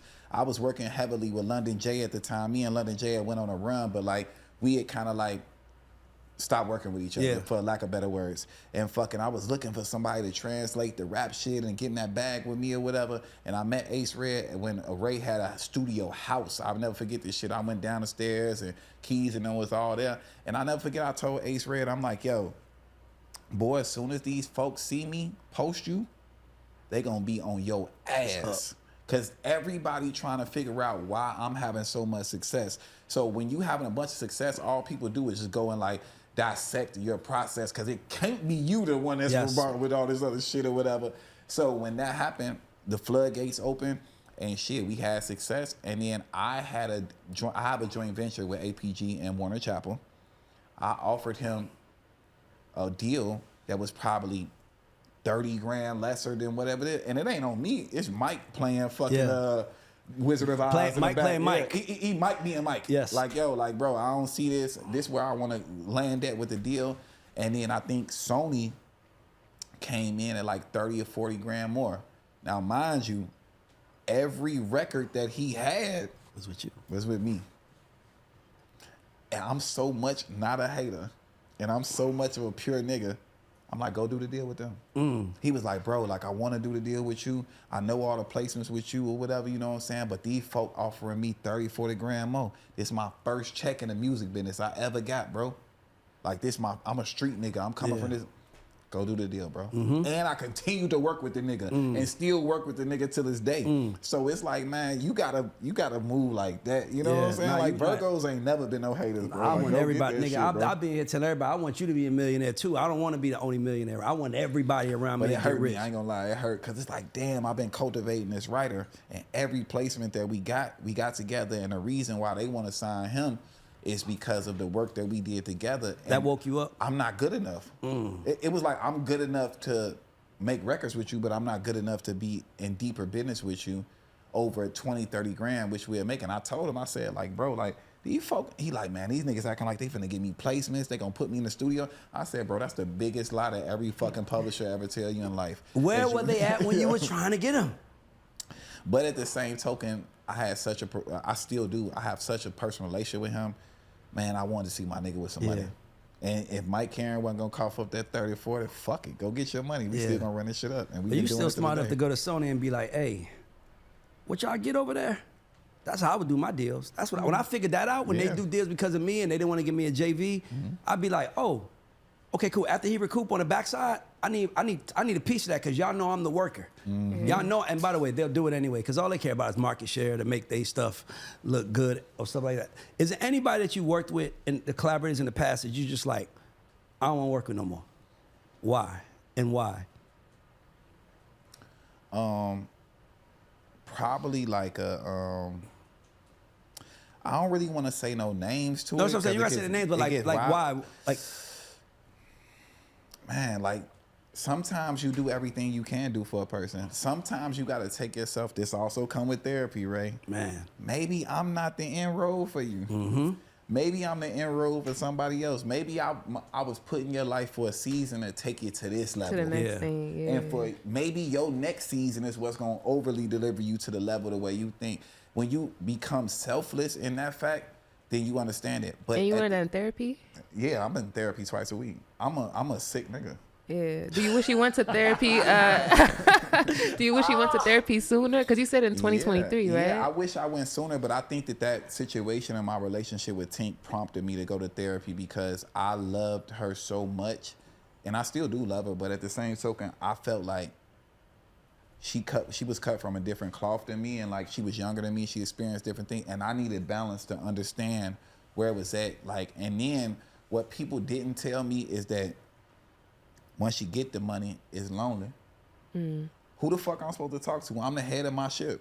I can't go talk to my artists and this, that, and third or whatever, like, and tell them how I'm feeling or whatever. So that became an outlet for me to have a non-biased person to tell me like, you tripping, or you in the right space when you doing this or whatever. So it kind of helped me center myself and understand this shit, because I ain't gonna lie, all I wanted was $10 million liquid and to own my house and to own my cars or whatever. And I'm like, man, fuck the game, nigga, because a lot of people don't know, you got 10 million liquid, you can put some money here, and this stock there, you can down there make $300,000-$400,000 a year. I can live off $300,000-$400,000 a year, because I ain't got no kids, I ain't got no girl. It's just liquor, weed, studio, and Nobu. Do you have friends? Shit, like, that's really what it is. That's my whole life in a nutshell. You know what I'm saying? Like, and that's what makes me better than everybody in the game, because they have responsibilities. I have zero. Yeah. All I gotta go do is deliver to this fucking music. I ain't gotta go my baby in it. But then it's sad though. That's why I got a therapist too, because now I'm at a point to where I do wanna have a child and shit like that or whatever. So it's a rich people got problems too. It's just a non-stop, like, more money, more problems is a real thing. Do you have a hard time keeping friends? I don't have friends. Like, I was about to say, is it because of your career? Like, you just don't got the time? I think that when you're so embedded into this music, and I think Ray Mike can agree. I was about to say, it's like everybody's a collaborator in my life. My friends are the people I do music with. Yeah, I was like, I don't have friends either. Like, I call my friends on the weekend. Like, I got homeboys I grew up with. But I be like, call me on Saturday, bro. But like Monday through Friday, my collaborators are my friends. Like Chastity, my best friend. That's who I'm with every goddamn day. That's who I'm around every day. Because they can relate to you, and then not only that, like, people that. Man, like, this my other problem too, like with who I am and how I presented myself to social media or whatever. Like, nobody wants to hear me crying. So when these situations happen to me, nobody want to get a mic in front of me and be like, man, I'm the victim. Like, I'm like, man, get your pretty rich ass the fuck out, you bitch ass nigga, you sass ass nigga. Got money. Boy, they can't wait to say some sassy shit. You know what I'm saying? So it's like, people don't care. There's no sympathy for the successful people, bro. 50 Cent said there's no sympathy for winners. No, Yeah. zero. Y'all see what people said about everybody's house that burned down in LA? Like, it's like the more money you had, the more they're like, oh. That's why Dave Chappelle over ago, he was like, I hate poor people. Like, that's what he said. He's like, because it's like they just so hateful and they want to see everybody win. I heard that Jesus Walks played a role in you getting your deal. It was on my demo, the beat. Really? Yeah, the beat to Jesus Walks was on my demo. And I'll never forget this shit. So Bugs, this my lineage. I started with Shauna Guy, whose name is Shauna, whose daddy is Buddy Guy. I told y'all my parents was wealthy. So Chicago. She was my next door neighbor. And they was rich. They motherfucker had the indoor pool, the outdoor pool. They was going crazy. So they were the first one to put me on the music. Infamous Syndicate, her deals, whatever. I was actually Shauna's hype man at one point in my career. Oh, wow. Going around doing all this different shit. So they were my first start. Then it went to LEP, Infrared, and Bugs cultivated and made me a producer. He's still my guy. I'm a co-producer to this day and a mentor. He turned me into the beast that I am now. So that started with Shauna's brother. His name is Ice Drake. He lives in Atlanta now. He's like one of the unsung heroes or whatever. Like, he did Splash Waterfalls for Ludacris. He did a bunch of different shit, but he was like the fucking chameleon of the game. He could sound like anybody. He could mimic anybody's shit. He could make beats like anybody. And he really was my first like school of this shit. Then Bugs. Bugs comes with No ID, Kanye West, and so I had I had beat CDs Shout out to from Bugs, everybody. that's my guy. So Jesus Walks, all these different Kanye beats were on my demo or whatever, and they was going crazy over that shit. And fucking that was just like my demo was produced by Bugs, No ID, and Kanye West. Wow. And that's how I got my deal. And like Tommy Boy, I had like 11 deals on the table at the time. Tommy Boy, Rockefeller, DMX Bloodline, Def Jam Directly, Universal, like all these different people wanted to sign me as a kid, and I ended up going with DMX. Why X, man? He was my favorite rapper. I said X is so special, bro. He was my favorite rapper at the time. And not only that, my dad had just took me to the Cash Money Rough Riders fucking tour. That was my first concert. So like I seen that as a kid. I remember my dad having me on his shoulders like on some real like kid shit. We ain't had the best fucking tickets. And fucking from there, I just got deep into this shit. And like he was bigger than Jay-Z to me. Wow. Let me ask you a question. You still remember that? You have a video I love. It's my favorite video on your page. The video of you as a kid. Yeah. You still remember that rap? Yeah, I gotta click that empty your spot, hit you with Glocks, and take the rocks out your socks, nigga. Give you. It's like I was talking some crazy shit. Like I was dissing Bow Wow in that fucking. You wrote shit. that at 14. Yeah, I wrote all that shit. I was like, my beef with Bow Wow at the time was that he had writers that Jermaine and the Brad and Rock were writing this shit. Yeah, and I'm yeah. like, yo, I'm the real Bow Wow. Yeah, because Bow Wow was super huge at the time. I was like bad Bow Wow. Yeah. And like I'll never forget that shit or whatever. That's and fucking the DMX correlation. yes, He's and connected to Snoop Dogg. then That's it was crazy. beef. Yeah. Yeah. Then it was like, yo, I was like, I don't know what that Mickey Mouse shit be about, but I'll pull the 50 out, throw it in Mickey's mouth. And that's how I ended the fucking rap. I love it, bro. I was on that type of time. And then you fast forward now, this was so crazy. Me and Bow are good friends and shit. Bow Wow, new single featuring Chris Brown comes out. You got it. Very soon. Yeah, I did it. Nigga, I already know. What's a song go that you ahead. worked on that taught you the biggest lesson, whether it's like the studio experience, the person? I think that Nicki Minaj boot camp was probably the biggest for me. You know what I'm saying? Because like I didn't know what I was doing while I was doing it. I was just doing it subconsciously. So like when I did the song Favorite for Nicki Minaj, it's produced by myself, DJ Camper, and Rob Holiday. Rob Holiday presented me a beat that was just like a super fast up tempo beat, fist pump shit from Last Train to Paris type shit. Then the beat broke down and got into some like slower melodic type shit. So I took and dissected that whole beat with Big Juice. I'm like, I want this part, that part, and then I had the beat there. And Jeremiah came to the studio. He knew I was working with Nicki. He like, what's up, fool? I'm just coming through. I'm finna go to LAX. I'm like, nigga, we finna do a song for Nicki. You got me fucked up. He like, no, I only got like 10 minutes. I'm like, man, he's going to booth and say something. And the nigga went in the booth. He did one take. And somehow in that take, he was like, I just want to be your favorite. And I'm like, oh shit, that's the hook. So I went, copied and pasted that shit all the way over there. And then this the same song where Nicki like, I don't want to hype you, but you a lucky nigga if my mean ass like you. Like this shit's still relevant and bitches are still captioning that shit to right now. But she just let me go, bro. Like you got to think how inspiring it was for me at the time for the biggest female rapper in the game to be like, Go ahead. Let me ask you, who do you put in Nicki's class? Nobody. And obviously I work with Tehran, so you know we got records with Nicki, but it's like, who would you like, and what do you think separated? Because I've caught flack on this show from saying Nicki is not, the other rappers to me are female entertainers. Nicki is really an MC. But I'm looking at you from the inside. What would you say, like, how would you separate her from the rest of the pack with all the female rappers? And is there anybody you think can compete in her weight class? There's only one person. Well, she write her own raps. True. Ain't nothing else to say. Yeah. There's only other Drop one. mic right there. Yeah, it's Who, only Lauryn other, Hill? No, I was gonna say rap. Like I think Lauryn Hill's in her own way. I was gonna say only person I think is in her category that can really rap is Doja. Like she just doesn't care about rapping. Yeah, Doja is something different though. Doja is like white Nicki Minaj. Yes, that's what I'm saying. But she can, but she writes all her raps, and I know that because we did a couple of records on the first album. And Tehran was like, "Yo, nigga, Doja really writes." She see, but like I always knew she was special, even from the Cow Moon shit. Like I wasn't even like niggas was laughing at that, but I'm like, it's something there. And I ain't gonna lie, it's another girl that kind of give me that energy or whatever. It's weird because she don't look like Doja, and she signed to Rock Nation, and I won't say her name, or whatever, on this shit or whatever. We'll talk off camera about that, but you probably know who I'm talking about. She give me that energy, and she make her own beats and this, that, and the third or whatever. But I mean, I think that Doja Cat is white Nicki Minaj, and Nicki Minaj is Nicki Minaj. So I wouldn't put nobody else in the category. In fact, let me take that back. Doja Cat is Doja Cat. Nicki Minaj, Nicki Minaj. Yeah, she's the pop. She's the pop MC female. Yeah. You got a relationship with Shaq. And I heard he bailed you out of jail. Yeah. How the hell that happened? So we was in Miami at the Sexy Can I video shoot, right? And good. we in Miami, already good. yo, and it's the first shot of the day. Like it's me and Ray J in a Lamborghini or whatever riding down the street, and me and Ray, of course, I ain't gonna lie, like back in the day, I used to do a lot of ecstasy, and me and Ray J used to do ecstasy a lot together. So we was high, and we did ecstasy early in that day. It was like a 9 a.m. shot. The video started at 9 a.m. We was already off a bean. We was gone. So we smoking weed. We driving in a Ferrari, and they like, action. We driving. I'm smoking a blunt. Me and Ray J pass it out. When they say action, I throw the blunt out the Lamborghini, and the police that were on set to secure us, he was just in his bag. He was being an asshole today. He went and picked up the roach, smelt it, locked my ass up on set of the video. Took me to jail in Miami.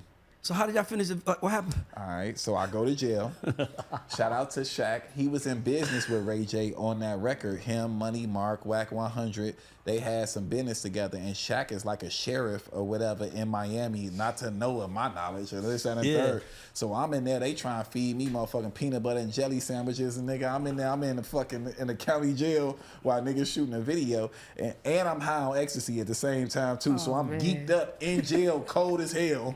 Motherfucker would rush around crackheads and niggas or whatever while my video was going on. So I'm in there like, what the fuck is going on? And the nigga Shaq came and bailed me out of jail and got me out of jail and it took probably 5 hours, 6 hours, I was gone. Shaq came and bailed me out of jail, put me in his car, drove me back to the set of the video, and I got back. It was the evening, the night. It was nighttime, and we finished the video. That's why, like, if you look at the video, there's no daytime shots of me. I gotta watch it again now. I'm like, video. And it was nighttime while I'm in the video, and I went to jail right there on the set of that shit. And Shaq came as like my guardian angel and made sure the video happened. Me and you agree on a lot of things, but there's one thing I heard that you said that I'm just like, I gotta hear it. You put Drake over Hove in your GOAT conversation. How? He got more hits than Hove. So your GOAT conversation is based on the hits, not factoring the MC stuff also? Bro, like, we got to cut that shit off. I'm not dealing. I think he's up there as a rapper with Hove, too. Yeah. When he getting his rapping back, he getting that same lane. But to me, I'm stopping judging people like about who they are and how I feel about them. Like sometimes you just got to take the music at a music value. Yeah. So if we compare just music catalog, he's done more than Hove. Because he's in my Hove is number one to me, then Ye to me, and then Drake was number 3. Drake, I mean, I love Ye, and I ain't gonna lie. Like I work closely with John Monopoly. I work closely with. I did so much with Vultures and all this other shit. Let me see what she's about to say. I gotta hear this. Ye jealous of Drake. That's true, but that's for other reasons that have nothing to do with who has a better catalog. If you have a chance right now to own Drake's catalog and Ye's catalog, the catalog, who's you want to own? From a purist standpoint, just the music and the samples and what I was raised on and how I was raised, me Kanye. But just from a capitalist standpoint, Drake don't have as many samples as Kanye. That catalog is generating way more money. I agree with that, but I asked you that because it also has to age, right? And I'm looking at it like, I think that Kanye never had a 15-year run. Drake went on a decade run of just being the nigga. I don't know nobody in the game that's been the nigga for 10 years straight. Hove always 15, really. 15. Hove always has been that nigga, but he didn't have as much output as Drake. Yeah, so I put him over him because obviously I grew up in another era where I was like, where Jay-Z taught me was the reason why I wanted to get rich, right? He was the nigga talking that money talk when I was broke as hell and I wanted to get rich. Drake was really focused on women and everything else. So for me, just the capitalist in me is like, I can get bitches easy. Yeah, but you a street nigga from fucking Gabby Road, nigga, and I'm the sexiest nigga in the world. Sexy sexy lady, yes. the business. I'm light skinned. That's it. Drake resonate with me, nigga. See, light skin, I got it. Bro, I was Drake before Drake. I was singing those songs and doing all this other shit, auto-tune. Like, I resonate. It resonates more than that. Like, Jay-Z is like a unk to me. Yeah. Drake is like a peer. Yeah, he an unk to me too, but he just, I needed that advice. I ain't gonna lie. Like, nigga, when he said, nigga, all I need is the love of my crew, the whole industry can hate me. I thug my way through. Like, at the time, I'm trying to come up in the music business and I don't know nobody. And nigga, every time niggas in the music business is playing me, but my crew is like, keep going. So when I heard that, I'm like, oh, keep going then, nigga. You know I love Dame too. Man, Drake is the best nigga to ever do this shit. Yeah. Hands down. And not only that, just because Melody loves him, bro. Charlie Walk told me that shit. Like, the nigga, I'll never forget, Charlie Walk brought me in his office and said, I'm about to lose my job and you're going to get dropped at the same time, but I think you're going to be good because you know Melody. Have a good day. Ooh. I'm like, what, nigga? By the way, you have to know Charlie Walk. You have to have met him. He literally reminds you of Joe Pesci. Because he's a short white man and he's in your face. But imagine your CEO of your company while you riding high with Hit Records invite you to the motherfucking office. You think you finna go in there, pop my bottles, talk some shit. Nigga like, boy, I'm about to get fired. They gonna probably drop you too, but shit, you know Melody, so I think you gonna be straight. By the way, that's the realest shit I heard an executive did.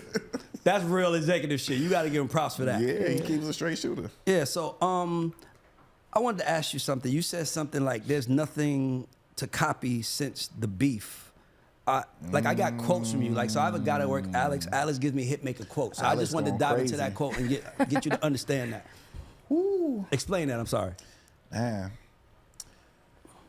Drake has been at the forefront of music so long that he set the pace of what the standard of what shit is supposed to sound like. So it gave every co-producer that I work with and every beat programmer, everybody that I work with, a standard to say, this is what it is, and this is the mark you gotta hit. You could be a little under it, you could be a little over it, whatever, but this is where the standard is.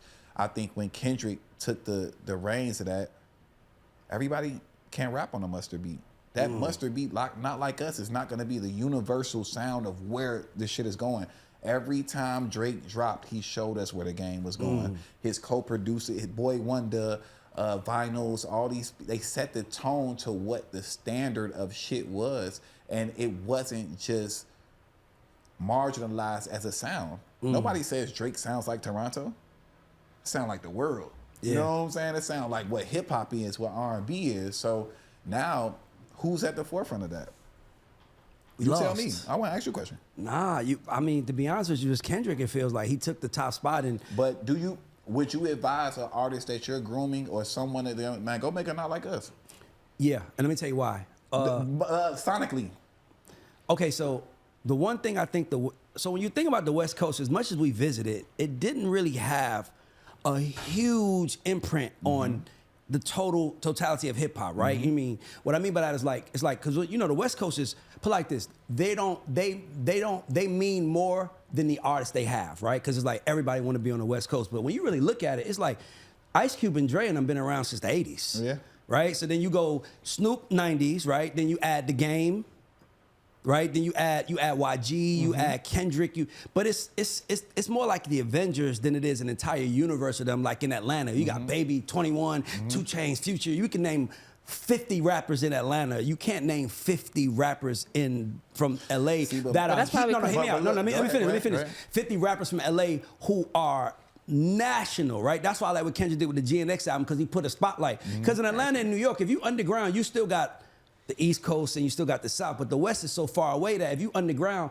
it's not enough underground to reach Atlanta, to reach New York. It might reach Texas like Master P and them did, but it ain't gonna reach that. That's why I'm like, so when they want to think about them, not like us, I'm like, damn, like Kendrick created a new sound for the West Coast, and now there's a chance for artists to take that sound, because now it could be their signature. Like the boom bap was the East Coast signature, and the 808s was the South signature. So I feel like Night Like Us can become the sound.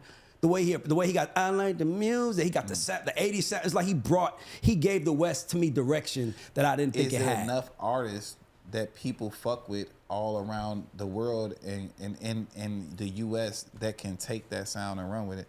I don't think that when Mustard does no match beat, Tim Babbitt, that ain't not like us. Nah. He went and did that. It's still a Mustard production. You know what I'm saying? He don't send the same beat pack to A Boogie that he sent to Kendrick Lamar. I see what you're saying. He don't send the same beat pack to Quavo that he sent to Kendrick. So at the same token, it's like, unless the West Coast, it's gonna be a moment, and I'm open to it as well because I'm a chameleon. I adapt, nigga. You look Please, up that's what I was going. West Coast shit this year. Unless the West Coast is going to go to the forefront and just go, and it's gonna be like how Dre, Snoop, like they had the reins. But I just don't think that you can overcome Atlanta. But see, what I was thinking is this: how I looked at it was Kendrick gave the West a sound. So think about it. You got places like Arizona. It's niggas in Arizona. Yeah. They ain't got no sound. So it becomes like almost like how Alabama and New Orleans and Atlanta, they kind of became the South, Texas, UGK. And I feel like Kendrick gave the West a sound. Because anytime somebody from the West come big, they're big. Like YG, they're big, but it's just few and far in between. And I didn't recognize that until Not Like Us came out and the GNX album came. And I was like, damn, like, this is what the West just sound like. Like, it was almost like, that's the West, my nigga. That's the new West. If you from the West Coast, take that shit right now and run with it. Because it's an easy cadence. It's not like it's not like Kendrick is giving us his most thought. He's giving us his small bag. He ain't going in depth in what he's doing. Sure. He's entertaining us right now. So I just thought it was a great opportunity for the West to adapt. It's great, and it's still a great opportunity, but it's on them to... Boom. That's what I'm it. saying. Like a nigga from Vegas that's rapping, take that sound. If you from fucking North California, take that sound. If you from Seattle, like you got to do what the South did. We was country, you know, like it's country. Like y'all the Midwest, and you know they bunched Detroit, Chicago, you know, St. Louis, the Midwest, Atlanta, Florida, Georgia. Like it's like, but the West was just like L.A.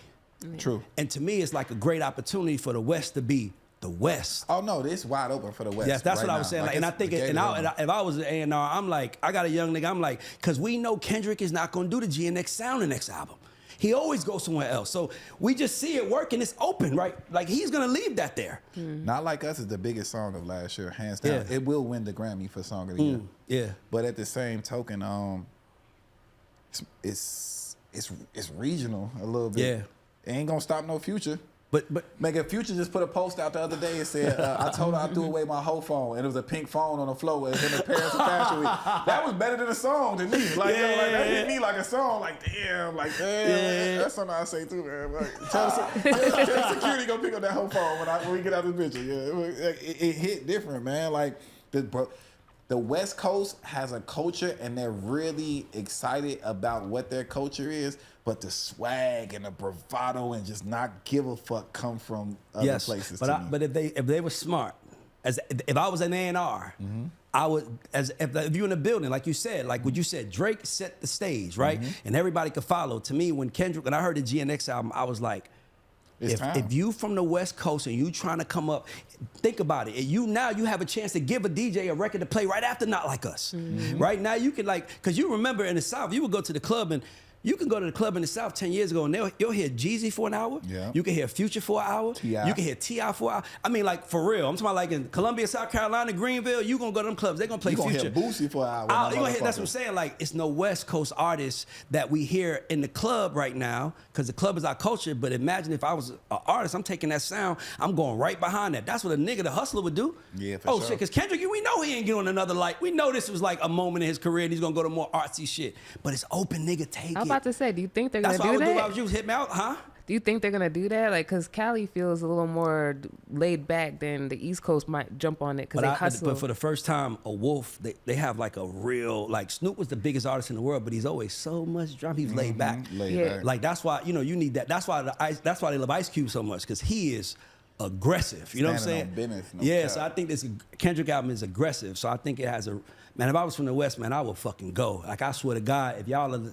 stop celebrating the song, give us 10 more of those, 10 more records. I think it's happening though with TDE. Salute to Top Dog, who's also a guy that I know. Man, like I ain't gonna lie, like TDE bigger than all these other labels. Everybody. For real, damn it, like a fucking shit, like a major almost. Yeah. Scary It times, is. by the way. Like Doechie's breaking, Scissors and Kendrick is selling out. Like it's a different day, man. They lowest performing artist is doing 100,000. Crazy. What's next for you, man? What do you want to do here? Like, Oh man, tell us where your head at. I'm in my Dame Dash bag, like you said. It's different verticals that I'm about to accomplish this year or whatever, you know what I'm saying? So salute to Shaheem Reed, who's here with me right now. Hold on, let's clap for Shaheem. Let me tell y'all why. Before Twitter, before Instagram. Yep. When we had to get the fucking news was happening on when Jay-Z had stabbed somebody, you need to get the news first. You went to MTV and Shaheem and Sway? No, Shaheem, but his partner, Ramon. Yeah. Ramon. They're like, y'all two, Ramon Dukes and you, y'all was the two. Y'all was the source. Y'all was the vertical source. Y'all was the TV source, the TV XXL. And I hate how they don't acknowledge our heroes. Like, Oh no! I was reading that nigga name in high school, nigga Shaheem Reed. He got me now, so I'm gonna shout that shit out to the mountaintop. But in reality, Shaheem, to me, I was referred. Well, I've always been a fan, but I was of him and his journalism. I think he's a musical savant. Like I think he's a hip hop savant and a music savant, and he just knows so much in his knowledge, and he's actually lived it. And so that's one vertical. We doing my memoir right now. He's actually with me, hearing me talk shit 24/7. This damn near gonna be in a book. Yeah, all this little shit that we talking about right now. That's like content for the book. And then also, what's even crazier, and I'm gonna need your assistance on this. I can't say what network publicly or whatever, but me and Ray shot a TV show probably like a year and a half, 2 years ago at the same concept, and now a big network. I'm like the guy. Like it's like.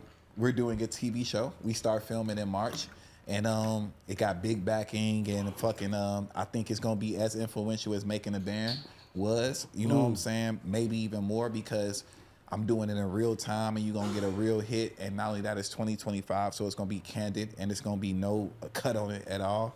And then from there, my documentary is also, I'm working with Shaheem on that. I'm working with a few different people and just recording that and doing that. So I want to do a book, a doc, and a TV show this year, as well as still doing 100 placements. Yeah. All my artists have deals. I'm executive producer of 6 albums that'll come out this year. So all on major labels and shit like that. So I mean, it don't matter. It's just to keep stepping. Like, you know what I'm saying? Like, I don't do nothing but this, right? Hit book, hit maker, hit records. Like that's what I tell people. I'm like, if there's one thing you should learn from the music business, is all you're looking for is a hit. A hit video, a hit something, a hit haircut. When Rihanna cut the hairstyle, it's a hit hairstyle. She's out of here now. You're just searching for your hit. Once you figure that out, and the answer is not the people in the offices, it's almost like you're free now. Yeah. Like, and I don't need nobody in the office to help me do none of this shit. And I have the financial freedom now to do whatever. So like, never working in the building again. That would probably be, if L.A. Reid somehow magically became the big dog again, I would work for L.A. Reid. I actually go sit down with Larry Jackson in a couple of days. Like, I would be interested in partnering up with Larry, but as far as just like somebody else that for a check, no. Yeah. They can't buy me. Like, I'm already up. Like I told you, my dream was to have 10 million liquid and own my shit or whatever. I've surpassed that. Exactly. So it's kind of like, I'm not moved by money anymore, and I think that I'm at the purest state of my whole career right now. The best place to be. Do you miss being an artist? Huh? Do you miss being an artist? No, I'm an artist right now. I live better than an artist. I do everything an artist does. Yeah. I'm the biggest artist in the game. As far as hearing yourself on a track. I do hear myself every day. I'm giving the words. I'm giving the melody every day. I feel you. Okay, I got you. I want to say something. It's because you just triggered something in my head. If you're an artist listening to this, pay attention to what he said. As soon as you asked him, do you miss it? The first thing popped in my head was, he's an artist already. And what I mean by that is like, the artistry is more about the lifestyle, right? The artistry is more about expression. But the problem that artists are having now is because the only way they see themselves is linear through music and music videos. So the fans don't know them, right? The fans don't know you. Like, we don't like people because of their song. Like, when I heard Biggie's Juicy, I liked it. But what made me a fan of Biggie was the things I heard about who he was as a person. And artists have left that on the table. It's almost like, here's my album. Y'all like that? It's like, no, bro. Like, you're an artist. We should know everything about you. Like, I blame media though, right? Yeah. And I think that more artists, and I empower more artists to come to places like this, to come to the GAUDs Show, because in reality, people are scared of media. All they want to do is to just drag on them and go for click shit. And not only that, a lot of the people that are at the forefront of artistry right now are women. Yeah. So you dealing with someone that's scared, that's on defense. They think that you're trying to attack them. You know what I'm saying? They don't want to do media because they think media is gonna pick apart everything that they got going on. So to me, they do. But if you're authentic, pick me apart. Right. That's me. I'm me, bro. Ask me anything. I'm me. I'm not gonna run away from who I am. Right. Somehow, in some way, when your truth connects to your creativity, then you can live and be your perfect self. I don't give a fuck about what I said on this shit. I just told y'all Amen. I'm in the process of, I got major deals with major labels. I'm like, we just had a Tink segment. I'm still working on an album with Tink, and I ain't saying nothing bad about it, and I love it genuinely, but I'm not gonna be myself. Yeah. It's almost comes with fucking when By you the way, be a this girl. is marketing the album. Yeah. Right. Let's be clear. Confessions was not about Usher and Chili. It was about Jermaine Dupri and someone else. As long as we thought it was Usher and Chili, you sell 22 million records. Well, I wish I was Jermaine in that situation. And I wish I was Usher because this shit all about me. Like, don't even get fucked up. Like, this shit, like. That's what I would tell her. Like Beyonce and Jay understand that. Like, yo, sell your life through music. But you got to tell us the real. Don't give us the fluff. Like, if that nigga ain't shit right now, say it. People not attracted to fluff no more, and it don't matter how it come. And this was so fucked up about the culture, you know, because I feel like we closing or whatever, and I want to say this. I got and a couple wanna- questions. We got a couple segments. Nah, Credit we got a check, couple broke more, story. And this what I really want to say. It's bigger than the artist. What are you digesting? Like how we spoke about that earlier. You know what I'm saying? Like, people are attracted to. It don't even matter if niggas is killing niggas. Niggas love that shit. Authenticity is always key. We watch some of our biggest artists and people that go through it, people that are dealing with cases and shit like that. This shit is based off of real shit. Now, once the public stop taking that bullshit, then everything changes. And if we keep accepting that shit, that's why they can be like, man, the music business is in a bad state. Everybody trash. Stop listening. Yeah. You stop listening, you stop supporting, and shit. I guarantee you, it's a nigga inside that label that's gonna drop them. They're gonna go a different. They're gonna go a totally different direction. I think the music industry, I think we spoke about this years ago, we were hoping it was going through a cleanse, but it's still happening, and it's just like, it needs to be more people that don't care, bro. Yeah. Like when we were doing Rhythm and Flow and you was on the fucking set or whatever. Nigga, I heard Terrell was like, yo, this nigga crazy. And by the way, he said you said something. I said, he said it on the camera. He said, nigga, he didn't care if the camera. He said it to his face. Bro, I left the nigga inside the studio. Yeah. They brought me there to produce the nigga on Rhythm and Flow. Shout out to my boy Dre TL. He's ATL's on. And I'm telling him, like, no, we should set it up like this, this, and this. We should move like this, this, and this. He like, nah. Nigga, this what I don't do. I fuck it, nigga. What the fuck I'm here for? Let me get back in this car and go to Nobu. Fuck you mean, boy. I'm finna go take a girl out to Nobu. So, and I left, and then, shit, I don't know. I just feel like Virgos is always God's favorite. When right? needed. The Right? nigga No won. one- The nigga won still with me leaving. Yeah. And it was real people that was on the panel. That was other producers that really wanted to win. I Mm. didn't give a fuck. Which is God's favorite, bro. So we have this segment we call, this might be hard for you because you No? grew up rich Okay. and you made your money, but we have this segment called Broke Stories. Okay. Right? You know, there's people watching this Hitmaker that's looking at your chains, looking at your Saint Laurent glasses and like, Oh, no, yeah, they like being this like, nigga, the diamonds, they like, damn, this nigga up. I want to get up like him. Right. But they broke. So we like to have people like yourself tell us a story, a moment when you were broke. Or and what did you do? What was your thought process to get out of it, and what did you do? A broke story for me. And it could be mentally too. It don't have to be financially. I think I was just talking about it with Shaheem out there or whatever. I never forget. I was working with Troy Carter and Jay Irvin or whatever, and this, that, and the third, and something happened. I think I got a check and fucking a check bounced back or some shit like that. It's like way early in our career or whatever. I was a fucking kid and it put me in some shit called check systems that I didn't know what it was. Yeah. When you go to a bank and open a bank account and the check don't work out right or whatever. So I didn't have no money, and I went. My dad had took me to the bank at the time. I'm a teenager, and like he had me sign like forms at the bank. I'm like, what the fuck is this? And I'm signing. And like at that time, I just wanted a $20 bag of weed and like a fifth of Hennessy to go like write raps in a car with my peoples or whatever. So I told my man, Doc, I'm like, take me to the bank. Something weird going on in this bank. I went in there, showed him my ID. I had a trust fund. I'm like, oh shit. I took $50,000 cash out the bank that day. Gave it to my high school, the girl I was dating, whatever, a teenage sweetheart. We eloped, left house. I wanted to be a rapper. We eloped, left Chicago, moved to New Jersey. I was in check system, so I couldn't put the money in my name in my bank account. I put all the $50,000 in this girl bank account. We went, she got the crib, she did everything. We ended up falling out in that whole shit, and she was working for Rockefeller at the time. And I think she was dating Dame Dash or some shit like that or whatever, and she left me. No money, took the whole $50K. I think she shut down the crib, did all that, left me with $2,000, sent me $2,000 back out of the 50. From there, I was fucked up. And I ain't gonna lie, man, Eric Sermon allowed me to live in this house in Central Islip, Long Island. And Eric Sermon took me under his wing, me, my whole crew, my producers, my artists. This before I was Young Berg or whatever. I was still Young Berg, but this before I came out with Sexy Lady. He let me live in my house. He introduced me to Sylvia Rone. He took me to all this shit. I cultivated my whole thing in that house. And that was the jumpstart of my career. Wow.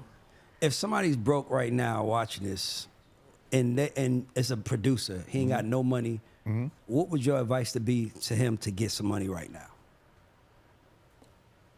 It's so many different avenues. The internet wasn't a thing back then like how it is now. Like I would tell him, like, bro, like the first thought is to go and get with somebody like-minded like you and build with an artist from scratch, because that artist can turn into a Toomp and T.I. situation. It could turn into whoever, the Mike Will, Sway Lee situation, Ray Shrimmer, whatever. But to me, man, I'm not even monetizing all the shit I could monetize. Yeah. Niggas sitting there telling me, like, boy, you got 1 million followers on Instagram. If you go live and make people pay to be in your live, you could make this. Or if you do Twitch or whatever, it's so many different avenues. I would just tell them, man, slang them beats. If you really confident in yourself, $50, $100, pay whatever you need to pay. And then shit, just have the faith to know that it's investment into yourself. That's really good advice. For real. We got this thing called credit check. You mentioned it earlier. By the way, man, I love Eric Sermon. Like hip hop should give. You sat down with him yet? Yeah. Okay. But here's the best part. I didn't even I ran into him at Adama's office. You know Adama. Of course. My lawyer. Yeah, exactly. Your lawyer. She does my stuff too. So I ran to Adama's office and she was doing something for him. And he was like, I know you. And I'm like, nigga, I remember being in 6th grade when y'all was filming Juice in the EPMD scene when I lived in the Bronx. That was hard. And we ran. I remember we ran. The school heard EPMD was up at the Blue Flame Lounge on the corner, and the entire IS 183 in the Bronx ran to meet Eric Sermon, and I got his autograph. And now you know my name. It's like, dog, and he was like, what? I remember that. I'm like, bro, I love Eric, and we don't give him enough credit, bro. For sure. He should really be bigger. His voice should be bigger in hip hop and more receive. Like academics, them should really give some respect to that man's name and like post what he say, because he really out here teaching niggas how to have value. For sure. So I want to do that. But back to the credit check. We give people like yourself a chance to shout out 2 to 3 unsung heroes in your career that you just want to shoot some credit to. Shit. For the most part, they all from Philly. Troy Carter, Jay Irvin, and Ryan Press. Philly. She from Philly. Shout out to Mark Byers, man. Philly. By the way, Philly got some good, like, they stick together. Jay Irvin, Sterling Sims, like, bro. Boy, that nigga's gonna keep a nigga with a job. Nigga, when Sterling was signed to Def Jam, as soon as this shit didn't work out, they put him in a job. Yeah. Boy, they look out, bro. I love how Philly dudes move, man. And then I'm gonna add one more, a white guy, Mike Karen. Yeah. As much, and I take the chance to champion Mike Karen at all times because niggas hate him. And I'm like the black Mike Karen to me, you know what I'm saying? But Yeah. I just understand his mentality, his philosophy. I was able to see APG from the inception, like from the beginning stages to where he turned it into now. And the reality is he just run a tight ship and he ain't going. And by the way, I say he's top 3 smartest men in the music business. He outsmarted everybody. Yep. He was an A&R, started a publishing thing really small. And he a player, is white Brazilian. Don't play with him. Yeah, he might be passport bros. I Don't play with him. hate that he gets a bad rap, but you know, he like if you could get past the way he works, nobody's smarter than him.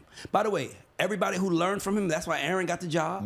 That's why Jeff Vaughn got the job. Bro, I remember Aaron Bayshuk was Mike Karen's fucking intern. Yeah.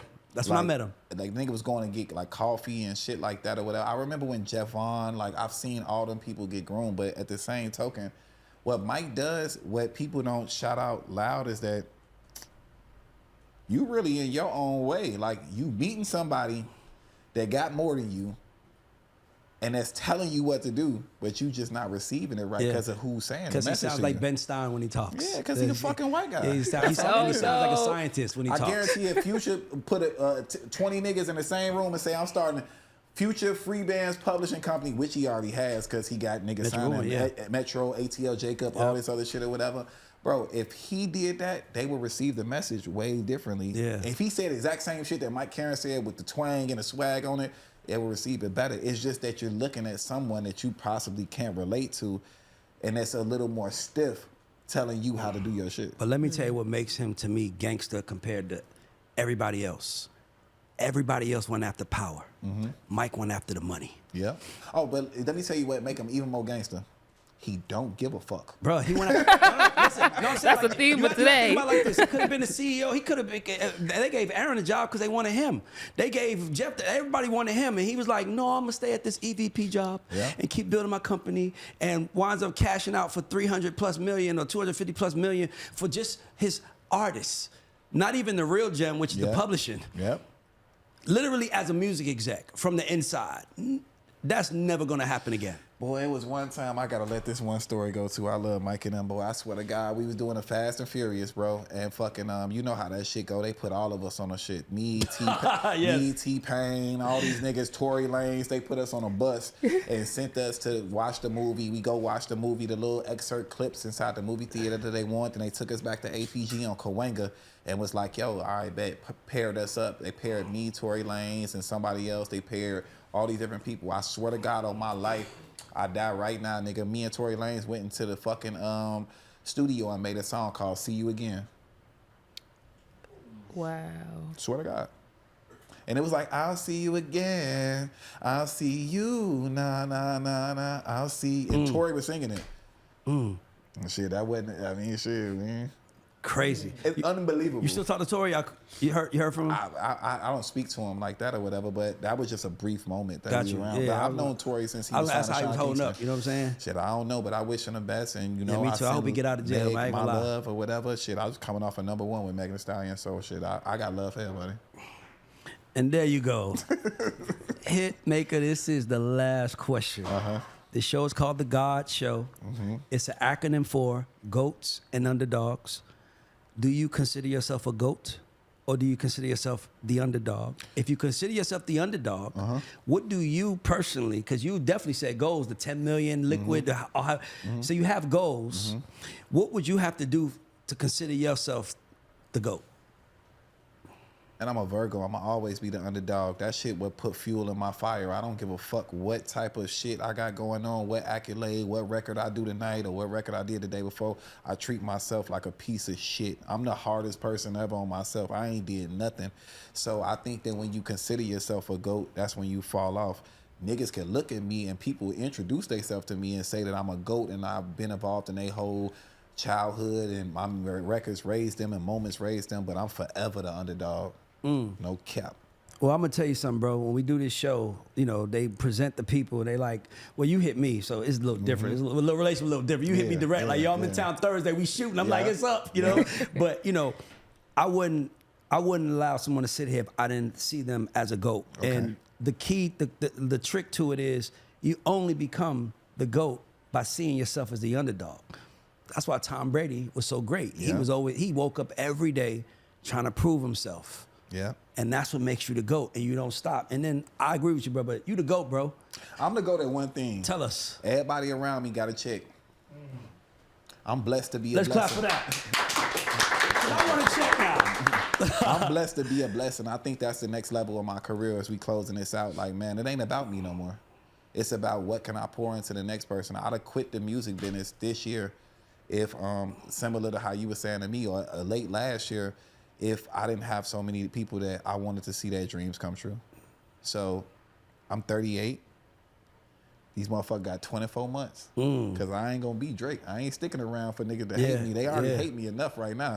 2 more years, I hope my artists blow up and we see this shit through. And then I'll fade to black and I'll put the next niggas in position. You gonna do something, though, because we just can't. Oh, I'm gonna always be a personality. Yeah. Or I could just be known for fucking your bitch. Like, whatever it is.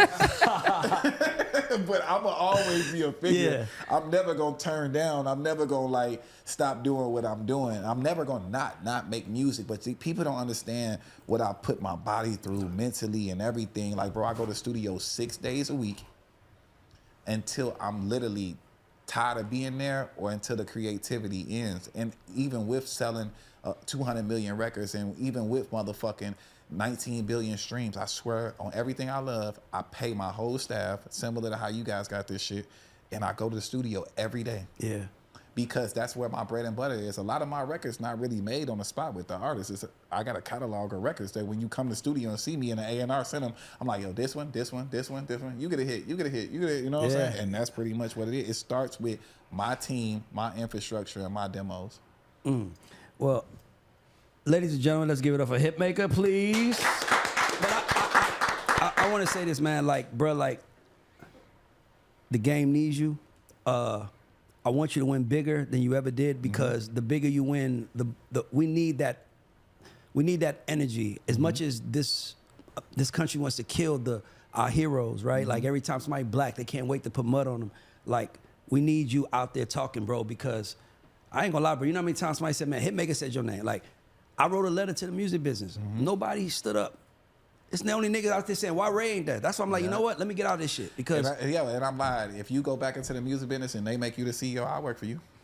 Well, that ain't gonna happen, because I ain't gonna. Because for me, the thing that we have to understand is when they appoint, and I don't have no offense against Elliot Grains, I don't know the brother, like, but when they appoint someone 20 years younger than Mike Kaiser, who's been at Atlantic, 20 years younger or 10 years younger than Lon Ray, who's like, bro, if it wasn't for Lon Ray, Atlantic doesn't exist on the urban side. True. Have a Lon Ray and you just give it to Lucian's son, knowing how it's gonna make them feel, and you still do it. You just told us the cleanse is here. And the cleanse is y'all motherfuckers. And once I figured that out, that's when I back out, because the way I'm set up, I can't not speak my mind to somebody if I see you hurting people. That's just not me as a person. So that's why I'm like, you gotta stay in it, because if they lose you. All right, well then I'm talking about like and I'm talking about, by the way, take over a label, and then I'll come work with you. Say less. Because for me, it's like, I can't, because what you don't understand is that we all get the same time in the day, and when we wake up in the morning, we got to decide where we want to put our energy. And it's hard to put your energy in something that you know at any given moment they could take from you and send you home. So it's like, that's why every nigga out here is building his own shit. And if you ain't building your own shit, you ain't smart, bro. And I seen him fire so many great people. So I mean, shit. Nigga, LA should be running.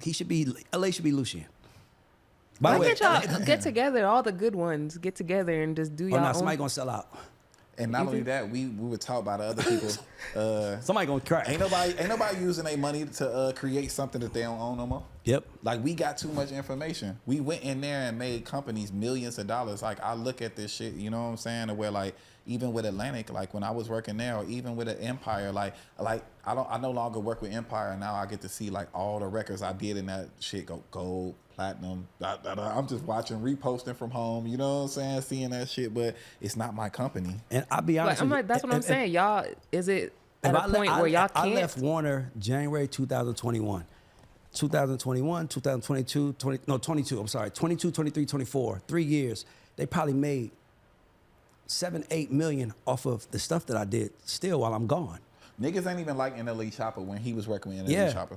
Like niggas, so for me it's like when you realize, like, I'm signing stuff and you realize it's making millions, but they can cut the pipeline and just be like, and that's it. That's all, folks. I'll talk to you later. And when you realize that, bro, I love what I do. I don't want to invest in things that can come back and bite me and kill me or not feed my family. Because I know for a fact that Little Raymond was ran into Hitmaka, he's trying to be in music, and I'm not around, and he said, my name Ray Daniels, and Hitmaka gonna be like, bring him in. Hell yeah. I'm gonna look out for your son. And to me, I don't think Aaron Bayshuk would do that for me. But then deeper than that, when the other black people at the company see how they treat Ray or treat like other people that they look up to, it's a chain reaction. That's why motherfuckers don't say nothing and they just sit there, get they check and whatever. There's no need to be opinionated, because if you can get rid of the creatives, then shit, if I ain't creating, ain't no telling how fast you can get rid of me. Yeah. So, and they don't want us there. It's like, what's the easiest way to pick on a younger generation? Don't have your generation around. Pick on me, nigga. But they don't want us around so they can take advantage of it. So and by the way, I don't want to see black people not getting money. So, just step away. Y'all keep playing this game, get y'all money, but y'all will really figure out who y'all in business with. Don't give a fuck about you. And I'll be here if you want to talk then, but bro, I can't go play that game no more. I'm going to close like this. I dare any black executive right now to go into their A&R meeting if y'all watching this, because I know you niggas is watching this. Go say the shit trash. Yep. Go be honest. When they play the record, say it's trash.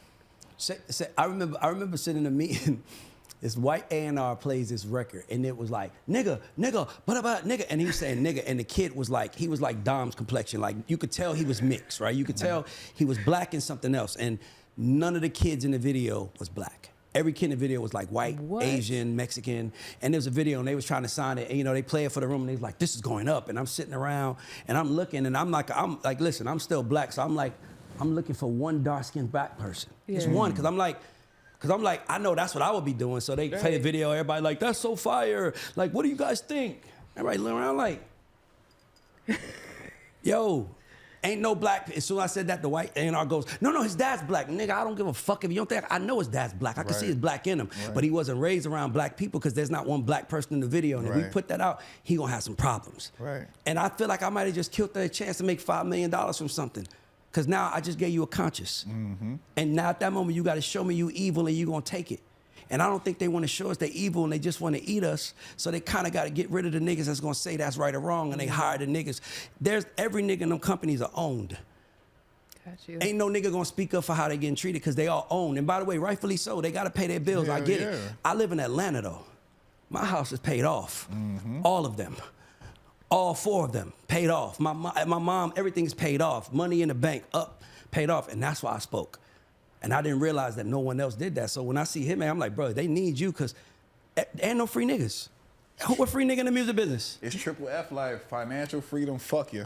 Yeah. That's what it is. Yeah, like that's why I respect Ye, because Ye was nobody in history could make me not love Ye over any rapper ever, because it's the only nigga that lost his billionaire status going against you motherfuckers. Whether it was right or wrong, I'd rather lose my billionaire status to be free than let y'all own me and be a billionaire. So fuck you, Adidas. I can say whatever I want, Adidas, and you won't do nothing. What y'all don't realize he was doing was he was calling out like, oh, y'all know y'all are greedy. Oh, I'm gonna push it to the limit. Let's see what y'all do now. And now everybody pressured him and he got out the deal. And now he got his ownership back. So for me, it's like, I'm gonna always support a free nigga. Yeah, and we got to see how they did them in the process. Any free nigga got Master P, Kanye, any nigga that's free out here that's not owned, because our man was owned. That's why he in jail. He was owned.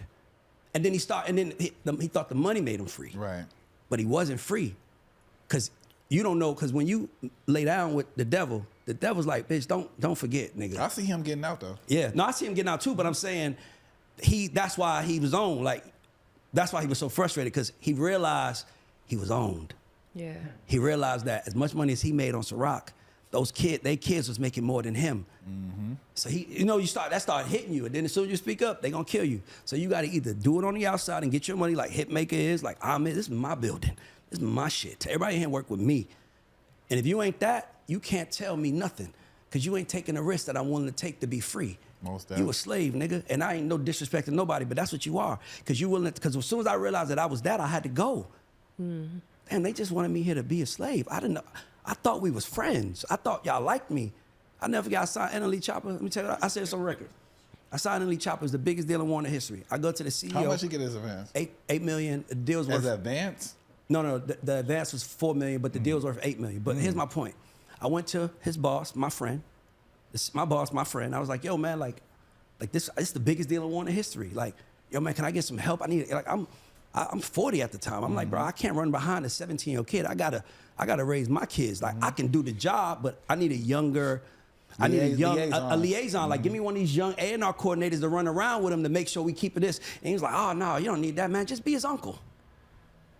That was the only advice I got. And let me tell you something. When you work for L.A. Reid, you can go to him with any problem. That nigga gonna give you an answer on how to win.